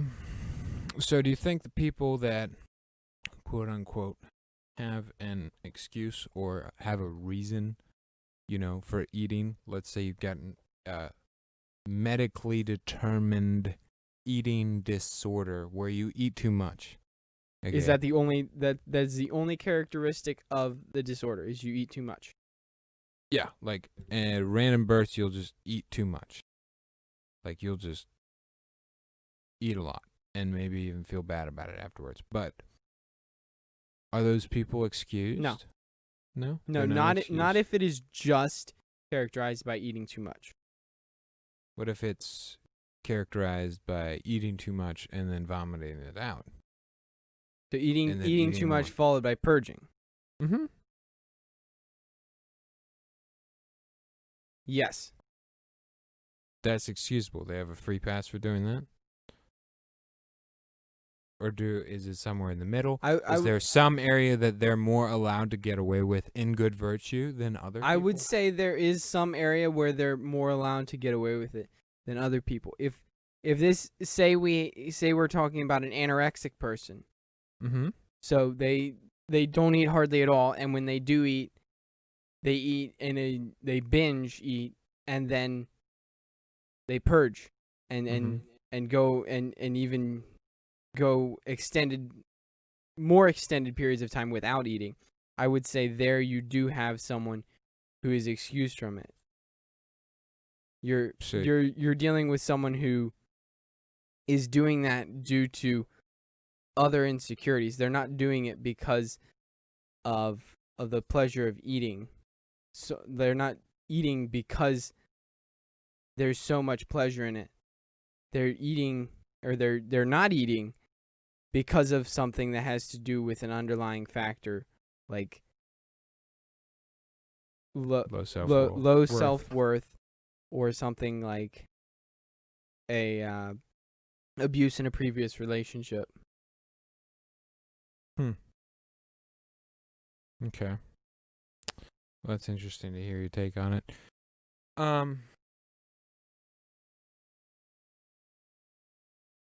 So, going back, a little bit. Is picking up smoking wrong?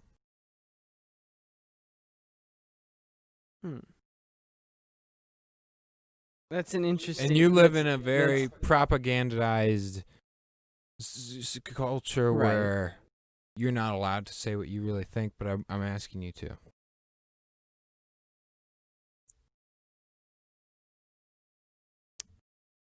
My personal opinion, I would say picking up smoking for habitual, picking up habitual smoking is wrong. If you're going to smoke and you're going to smoke... Reason? Sorry? For any reason.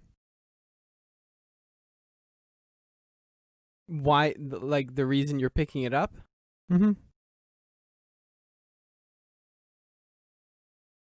Because a lot of times it starts as like a social thing. Sometimes it starts as like a stress thing.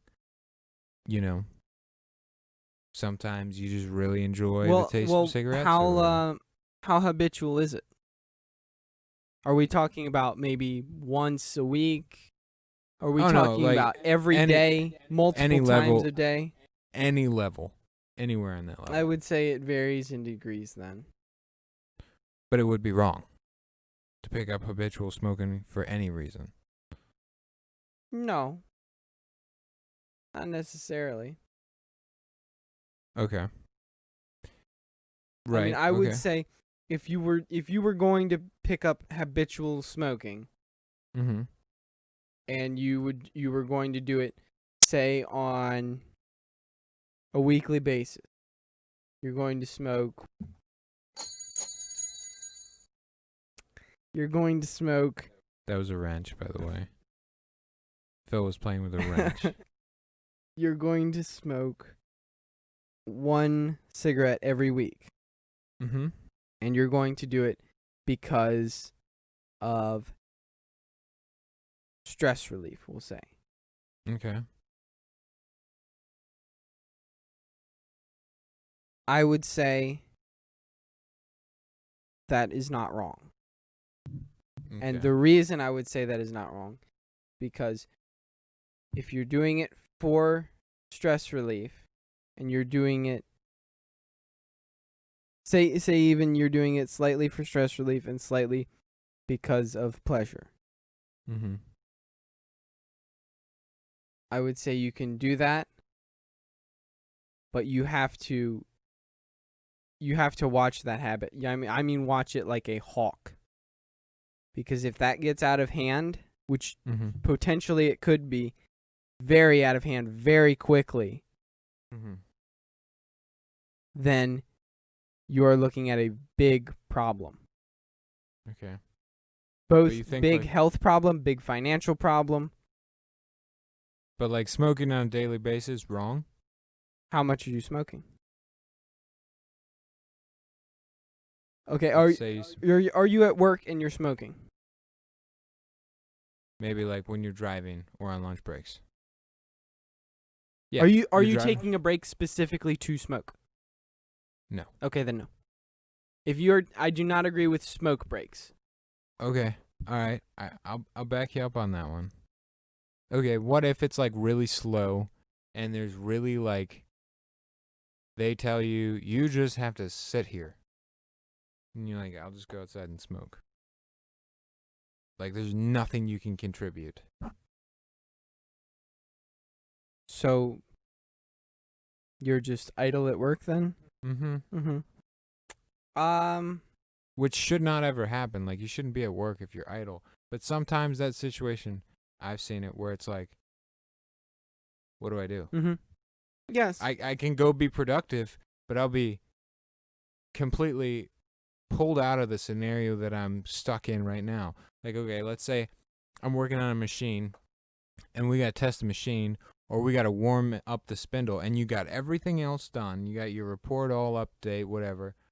You just got to run this spindle and like it's got to warm up for like 3 hours or whatever. And you got to run this program. And it's like there's nothing else you can do with the machine. The spindle's running. You can't stop it.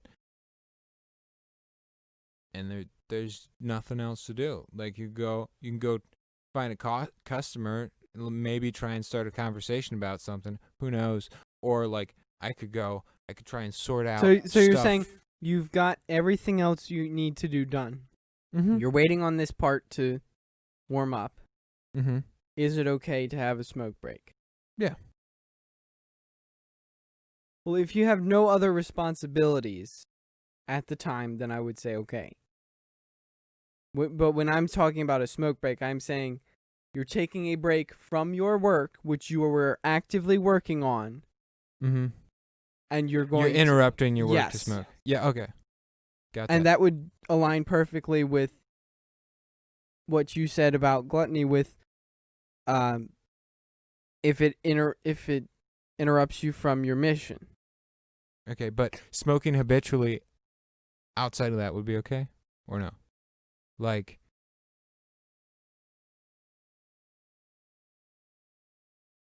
so you justify like smoking as being okay? Like, there's a lot of factors. I know, like, it's hard to It's hard stick to an just answer on that. It's hard to just say yes, smoking is okay.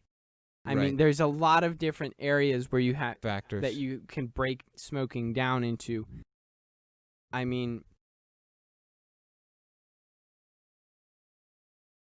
another area is like how much will it affect your health?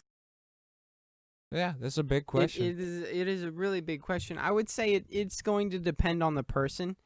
Mm-hmm. For me, I draw the line when it like If you're hacking stuff up all the time is probably a bad thing. yes, but I mean, I would say you have to draw the line as an individual. Mhm. But if you were just saying, what is my opinion on smoking, is it right or wrong? I would say you have to draw the line. Is it impeding you from getting what you need to do done? Is it a significant detriment to your health? And is it affecting the people around you significantly? All right, yeah. I'm going to have to cut that off somewhere because that's a conversation we could pick at different scenarios for hours and hours. Mm-hmm. There's plenty to talk about with just that. Yes, Definitely. I was just trying to sum it all up as best I could. Thank you for that. Yeah, that's so I'll move on to the next. Okay. Is it okay to drink in the evenings? Like, let's say you drink every evening. You drink like a beer, 2 beers, Can whatever, I give the same glass of answer that I just gave for smoking? Perfectly fine. Okay. Yes, I All would right. say Yep. the same thing. That If it gets in the way, is it getting in if the it's way? a serious health. Is it a detriment to your health? And how does it affect the people around you? Is it a detriment to your relationship with your family? Things like that. And I could and probably should go into further detail on each of those, but as best I would like to leave it at that, as summing it up as best I can for now. All right. So here's another thing. Partying. Last question with gluttony. Okay. Partying. What's okay? What's not okay? You throw the word party on it, and like a bunch of different things come up, like birthday party. Okay, like I think birthday party, that's fine. And then I think party, like, okay, bunch of people getting together, College let's get trashed. party Or listen to a lot of music and everybody just dance and like go crazy and have an excuse to go crazy, even if there's not drinking. Some parties, there's not a lot of drinking. Right. Like, okay. especially with younger people when they don't have access to alcohol. True. Well, if you're having a party, that is, to me, the first thing that comes to mind is if you're having a party, that means that there is cause to celebrate. Okay. So the first thing I would ask is, what are you celebrating? It's Friday. The week's over. Congratulations. You made it through the week, so did everybody else. Okay. Is that really something to celebrate? I don't know. That's what I'm asking you. I don't think that's really something to celebrate. What if you had a long week, you did like a 60-hour week, and you're like, I made it to the end, and I didn't give up the entire week? Because sometimes that's what it feels like. For me, when I get to Friday, it's like, oh, you put in like a 60 or 70-hour week. You know, I know what you mean. I mean, if you put in a 60 or 70-hour week, you might need to be getting a little bit of sleep as opposed to partying. Yep. Yeah, I agree. But I would say, I mean, if you're going to party because you worked 60 or 70 hours, I still don't think that's cause to have a celebration about that. All right. Okay. Fair enough. I would say you need a somewhat decent reason to have a celebration in order to have a party. Not what about just, it's the weekend. Okay.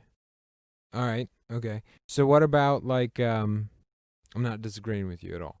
What about like you want to hang out with these people and you're always like, "Yeah, let's hang out. And then finally you set up a party and it's like, are you okay to party? Does it have to be a party if you're hanging out with them? Well, maybe you just want to like can it just be a small get together?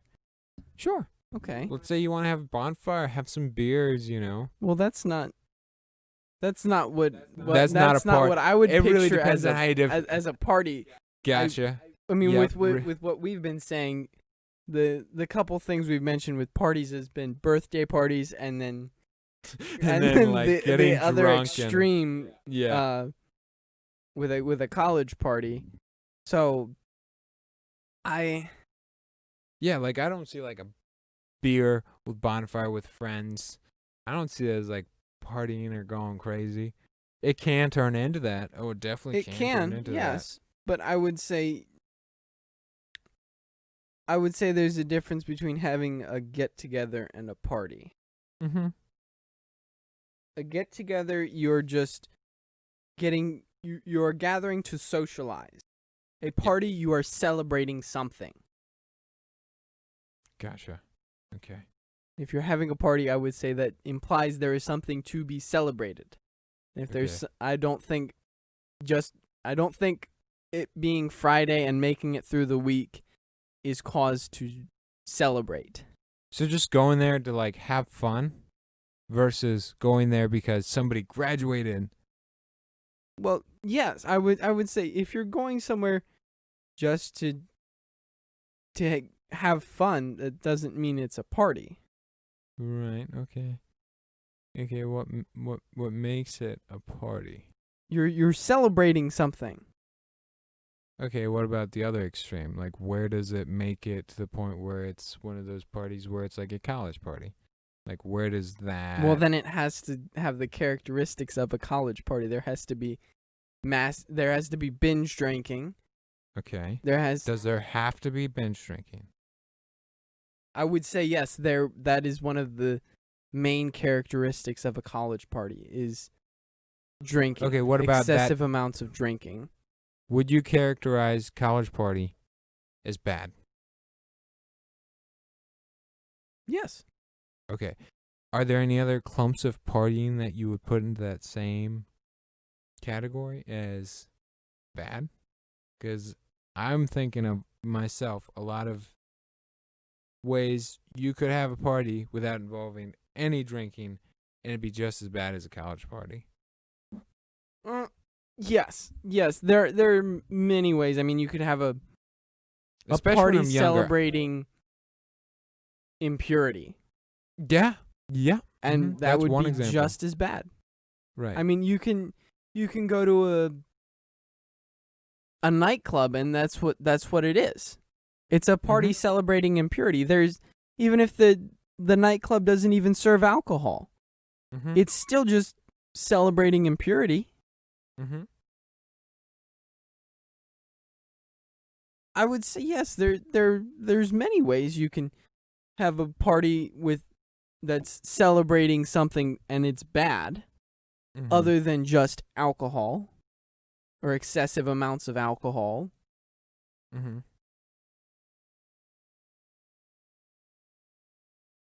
But there again, I think it comes back to why are you celebrating? Is it something that is worthy of celebration? Right. So that's where you start from. Is that where you would be starting from when you're making this decision, this assessment? It sounds like a good place to start to me. Yes, I think so. I think if someone's having a party and I'm trying to decide whether it's a bad party, it's the first thing to be asked is why is the party occurring? Gotcha. Now, all right. So, going from there, the people that attend, should that affect your like when you're making this decision? Like, who's going to be there? Should that play into it? Like, let's say you know that a lot of the people that are going to be there are just party animals. Maybe let's say somehow they're good there. They're there for a good reason. Say wedding reception. Yay, people just got married. But you know that a lot of people are. Well, you've been to enough wedding parties. I'm sure that you've seen some of them where it gets a little bit crazy. Yes. I mean, okay, and there are going to be a bunch of party animals there, as we call them. Well, I would say, I mean, if it's in the case where it's a wedding reception, maybe you make an appearance to for the sake of the bride and groom, if you're close with one or the other or both of them. But that doesn't mean you have to participate in what all those party animals are doing. Right. But that shouldn't keep you from going? Not necessarily. I mean, if the entire guest list is party animals, and then there is you, and you're just an outlier there. Or maybe you even used to do it. Uh-huh. I would say be aware of that. Right. And if say you're susceptible to that kind of behavior if you do it, and especially if you're going to be around the people who are doing it, Mm-hmm. then I would speak with the person who invited you and give them your reasons, state your reasons why you can't do it. Don't Right. just not go. Right. Okay. But that's getting into a different issue there. Yep.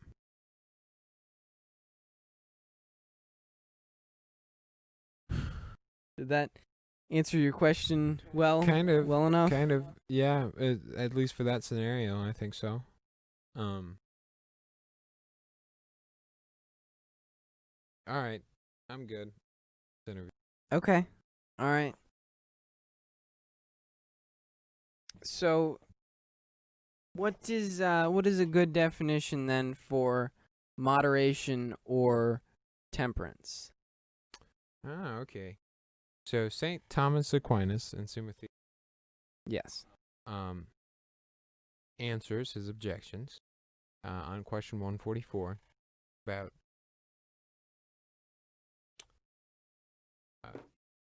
temperance.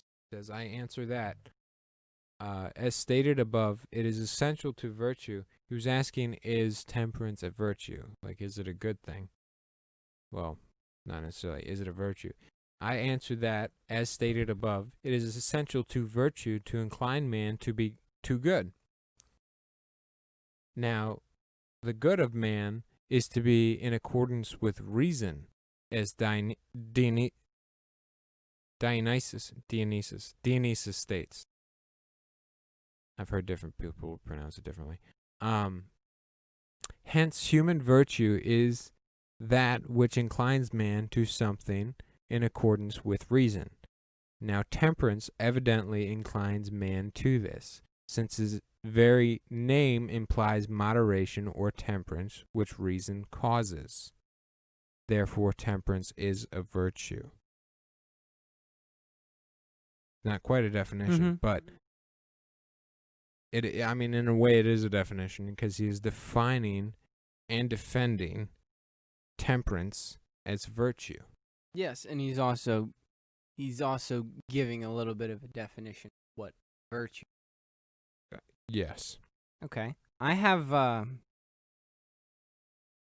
medical definition and a psychological definition.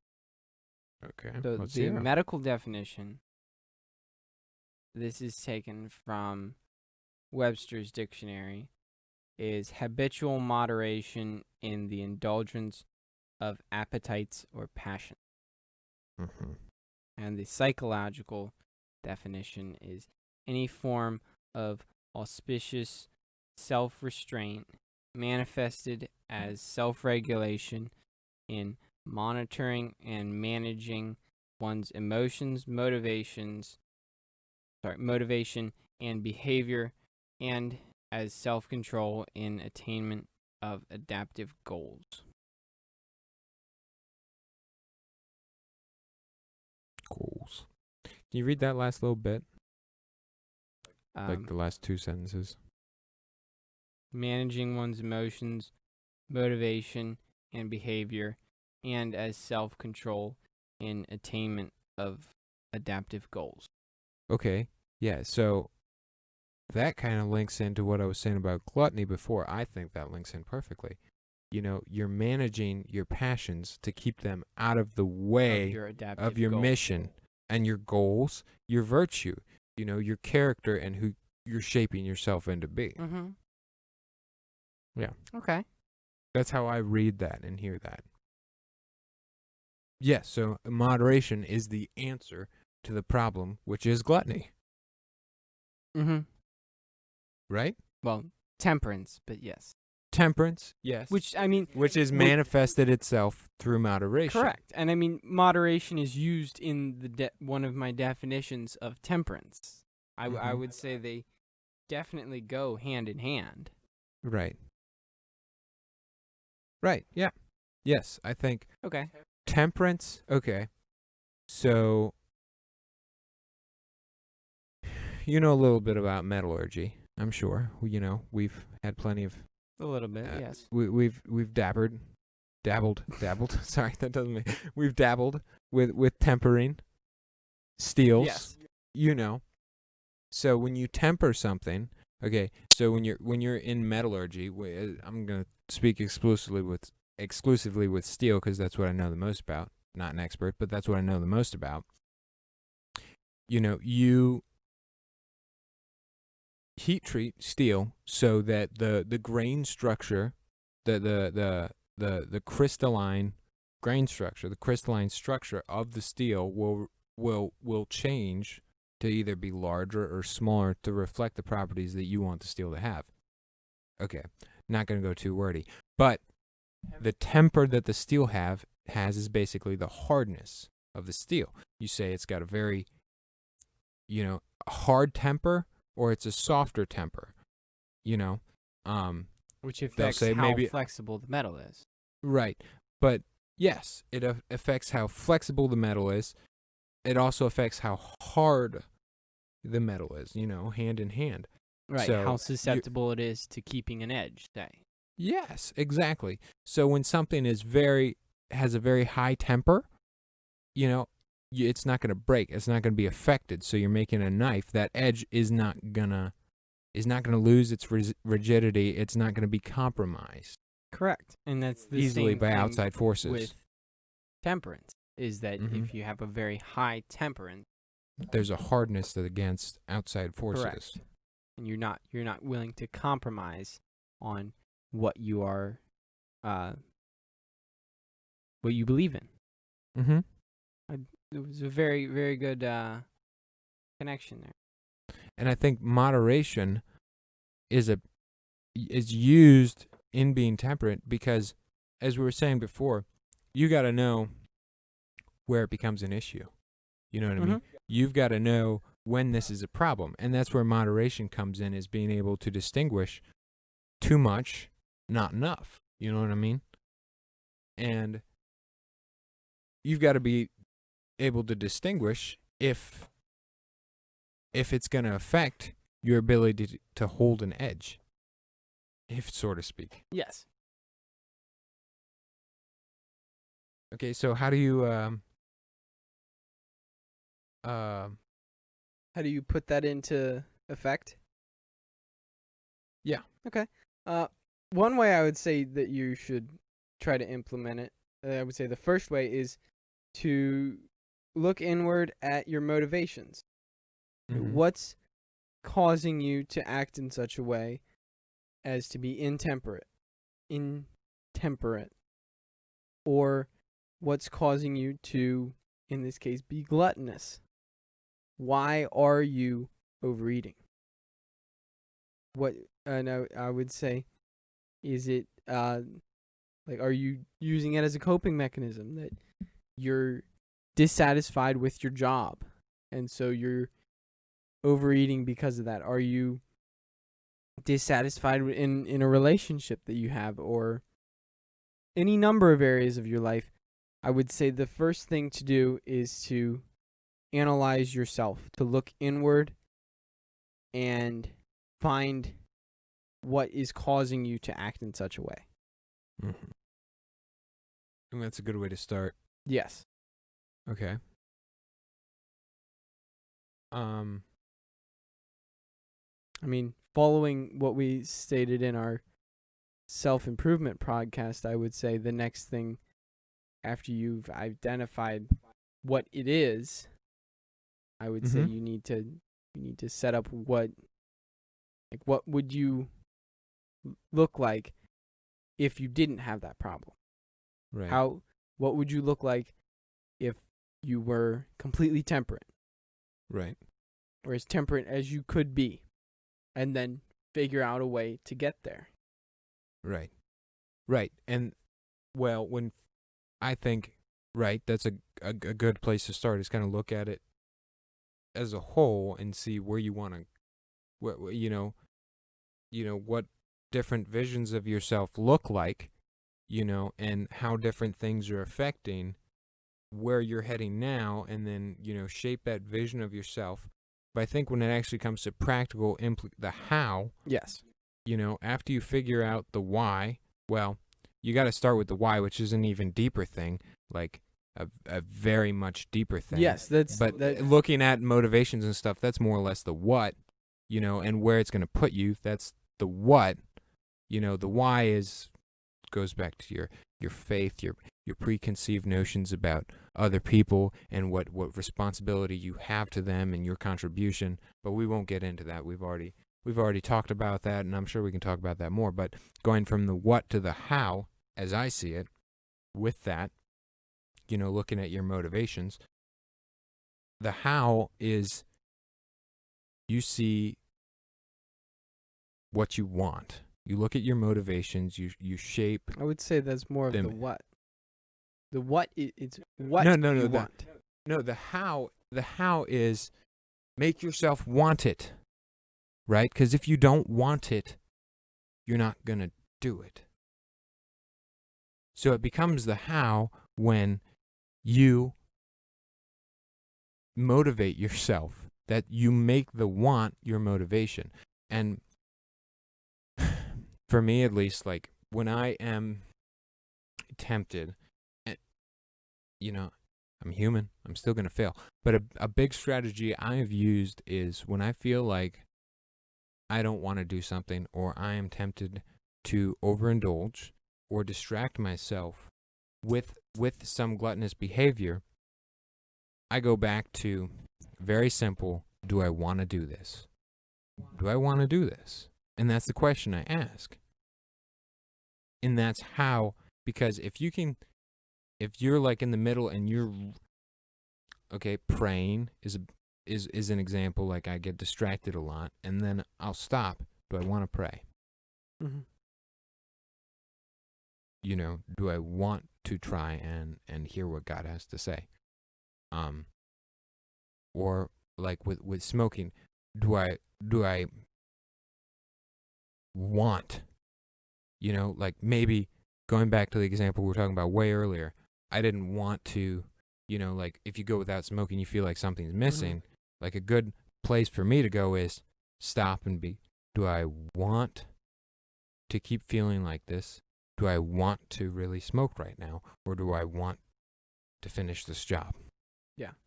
And that's why I'm saying that's the how. That's the how. Get yourself to want it. And how do you do that? You ask yourself. You know, does that make sense? I'm not sure I quite follow. Okay. So what was the why behind it? Oh no, I wasn't talking about the why. You were just talking about how you would Mm-hmm. how you would implement moderation is you make yourself want to be moderate. You make yourself want to be that stellar. In order to have that, you need a reason why. Yes. That is. Oh yeah, you got. That's the thing, is you have to find why in order Mm-hmm. to be able to implement how. Right. Otherwise, you're not going to care about it. Yes. Right. And then how you do that, you keep reminding yourself of why, mm-hmm. and that is going to give you the results. Right. Which is what you want. Yes. Okay. You've got to want it. Like, otherwise you're just going to resent yourself. You got to make sure that you want Mm-hmm. it every step of the way. You got to figure out a way to want to move forward, even if it's hard. I agree. You've got to want to be better. And I would say start with small steps. If, say you want to stop overeating. Mm-hmm. I mean, first, you have to make an accurate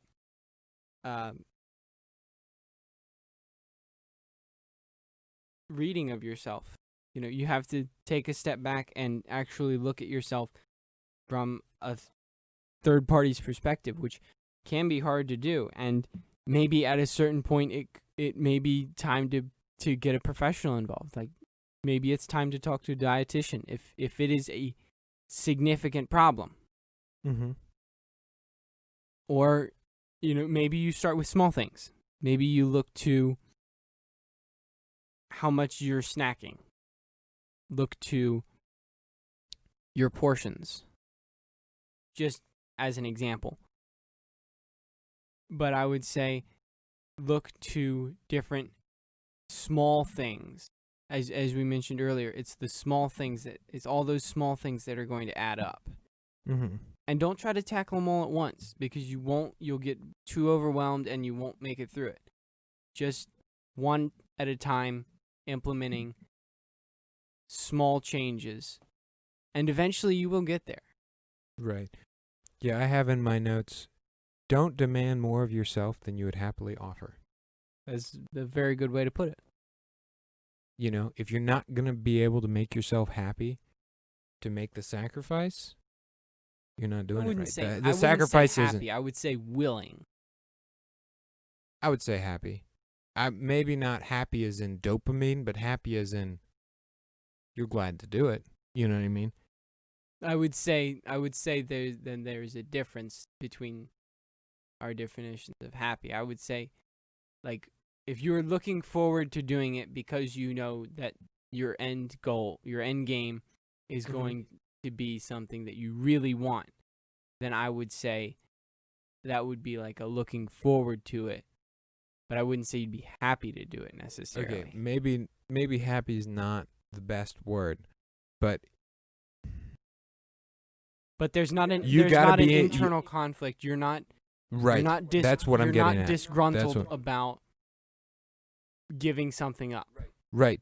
Be at a point. If you cannot be at a point where giving it up and being more moderate or whatever, if you cannot be at a point where you're okay, and like you said, no internal conflict at the least, better yet, like you feel good about it. Right. Then it's not doing you any good. If you just feel like crap for giving this stuff up, it's not helping you out. Mm-hmm.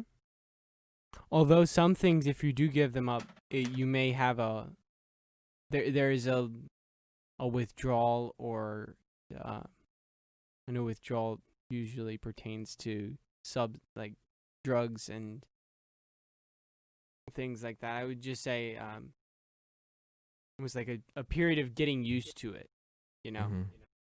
So I would, and that may be a little bit, but at the same time, you shouldn't make yourself miserable.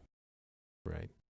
No, like if you're making yourself resent yourself or resent the thing you're doing it wrong. You know what I mean? Right. Or you're going too far. Especially if you resent the thing you're doing. I think Jordan Peterson says, don't be a tyrant to yourself. Mm-hmm. And I think that would be a perfect example of being a tyrant to yourself. Mm-hmm. Yeah. Yeah, like if you cannot be, like you said, no internal, you put it very well, what I was thinking. Yeah, I think another thing when it comes to implementing moderation and temperance is there's a lot of times a small voice, very small, almost like your voice. Conscience. Yes. Yeah. And especially when it comes to like being moderate, it's a very small voice that says like, okay, maybe you don't need to keep doing it. And it's very easy to shut that voice up and be like, yeah, whatever. Especially if you immediately shut it up and you just go ahead and do it anyway. Mm-hmm. And that if you can learn to listen to that small voice, it will get louder. It will get louder and it will get easier. But like, especially with drinking, like, you got to listen to that small voice. Like when it says like, no, you got to be like, oh, okay. Yeah. Because it's easy to just push it away. Ignore that little tiny. Mm-hmm. It definitely is. I would attribute that to your conscience, almost sending the message of, okay, this is enough. Mm-hmm. Or, no, don't do that. It's not right. You shouldn't be doing it. And I think even sometimes that happens with gluttony. Mm-hmm.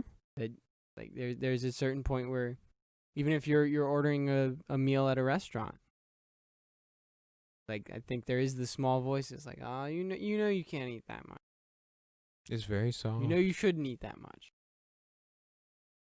You're like, I don't want it anyway. Yeah. Yep. Mm-hmm. Yeah, that's the majority. That pretty much sums up. I think that sums up of most of what I have here. I have a few questions for you, though, if that'll be Okay. all right. So, do you think someone could be too temperate? Too temperate. Yes. Too hard. Yes, almost to the point where you're not willing to bend at all, and it conflicts with everything. Do you think that is a scenario, or Well, tell me what you think temperance is. Like, define temperance.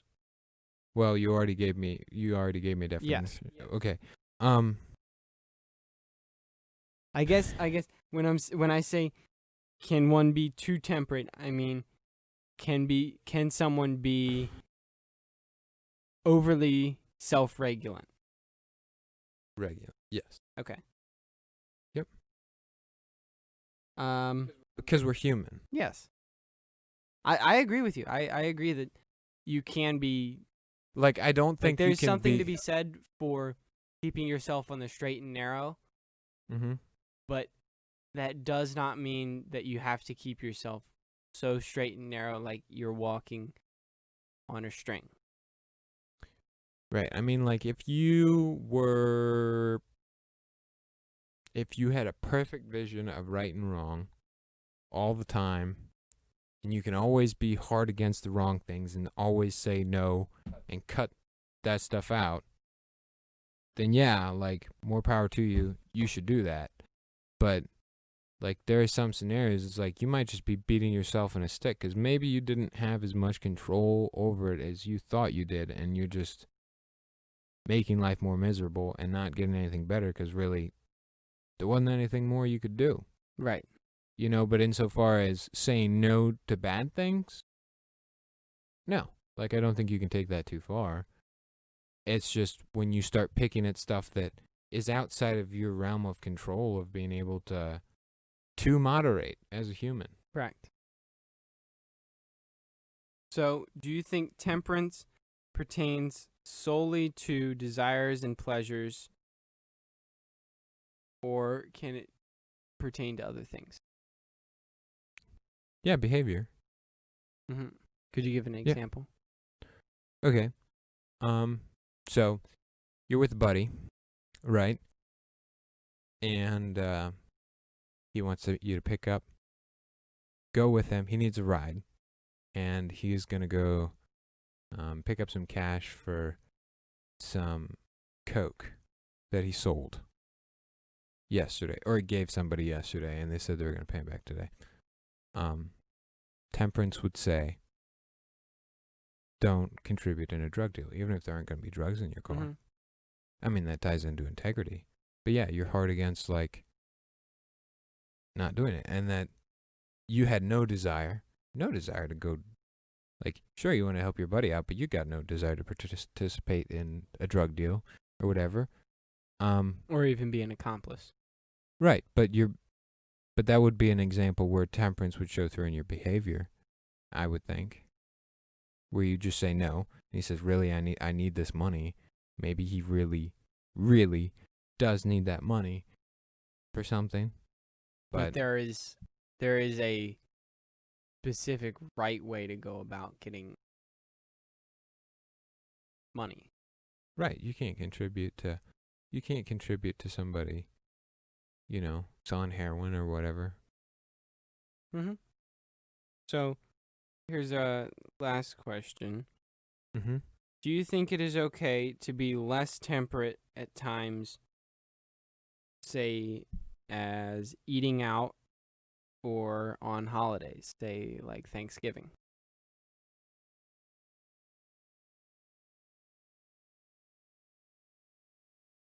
L- Tra- You still can't agree to do anything wrong.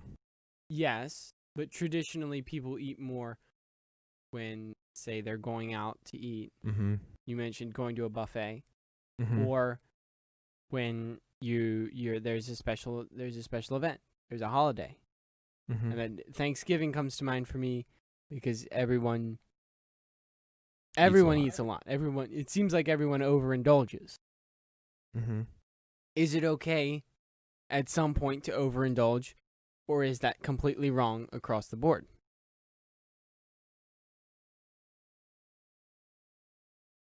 Or is there some middle ground that you have to find there?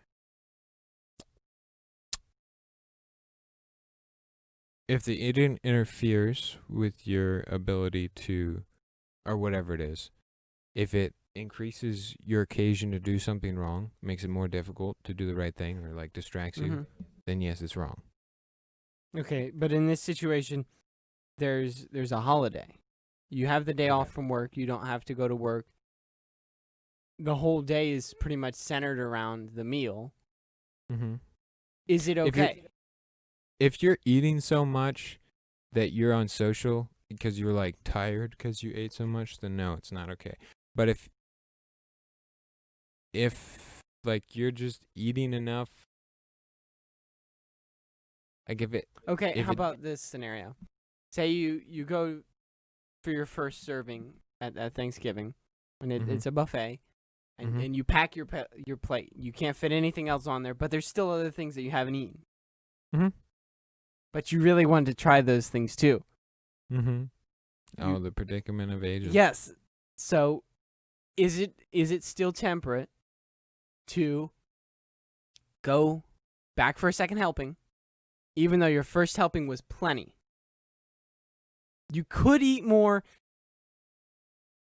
but does that necessarily mean you should?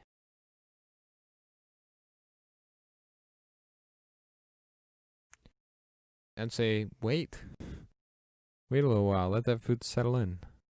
No, I don't think that's necessarily wrong. Like, if it's the point where like, you hurt because you ate too much, probably not a good thing. Or if you're bloated. If you're bloated, yeah. Okay. But otherwise, no. I'd say it's good. I'd say it's okay.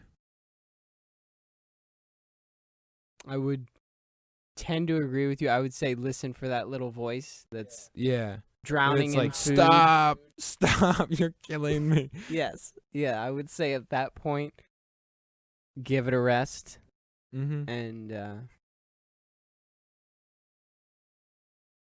And then the extreme situation is after you do that and someone starts cutting a pumpkin pie, is it still temperate to have a slice of pumpkin pie even though you've had 2 helpings of food Thinking back now. and you're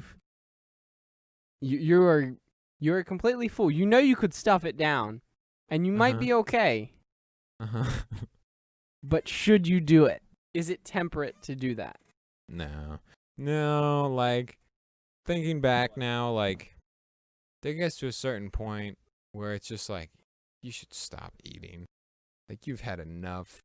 You know, like, Yes. your stomach's full. I've been there, thinking back now, especially to, like, Thanksgivings before, where it's like, man, I really shouldn't have eaten that pie, you know. Like, if it makes you feel bad to keep eating, Mm-hmm. I think that's your body telling I you think you there shouldn't eat anymore. are telltale signs that you should stop at a certain point. And I think it would be intemperate to do it if you were to keep eating. Yeah. Like, if it feels bad, like, if it hurts to eat, yeah, that's too far. Okay. Well, we've covered numerous topics tonight. We started on the social effects of gluttony, and then we got into the more nitty-gritty of gluttony, identifying it and going through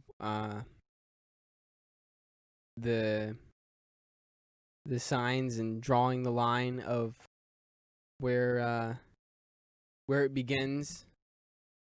And then we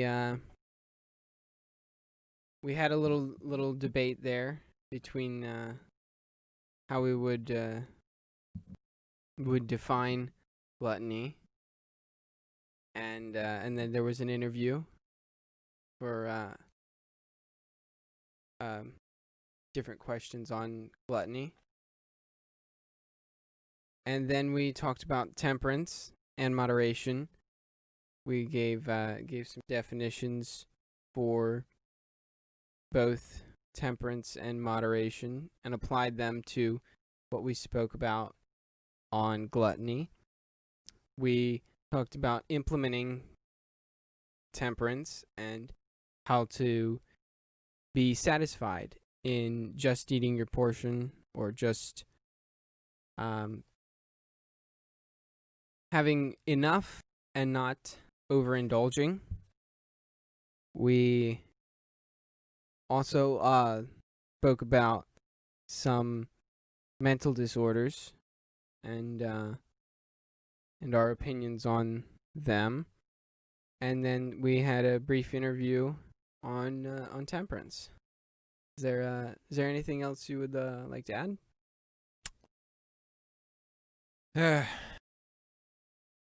I think that fairly well sums it up. I definitely had a great time talking about it. Made me think. I did as well. Made me think.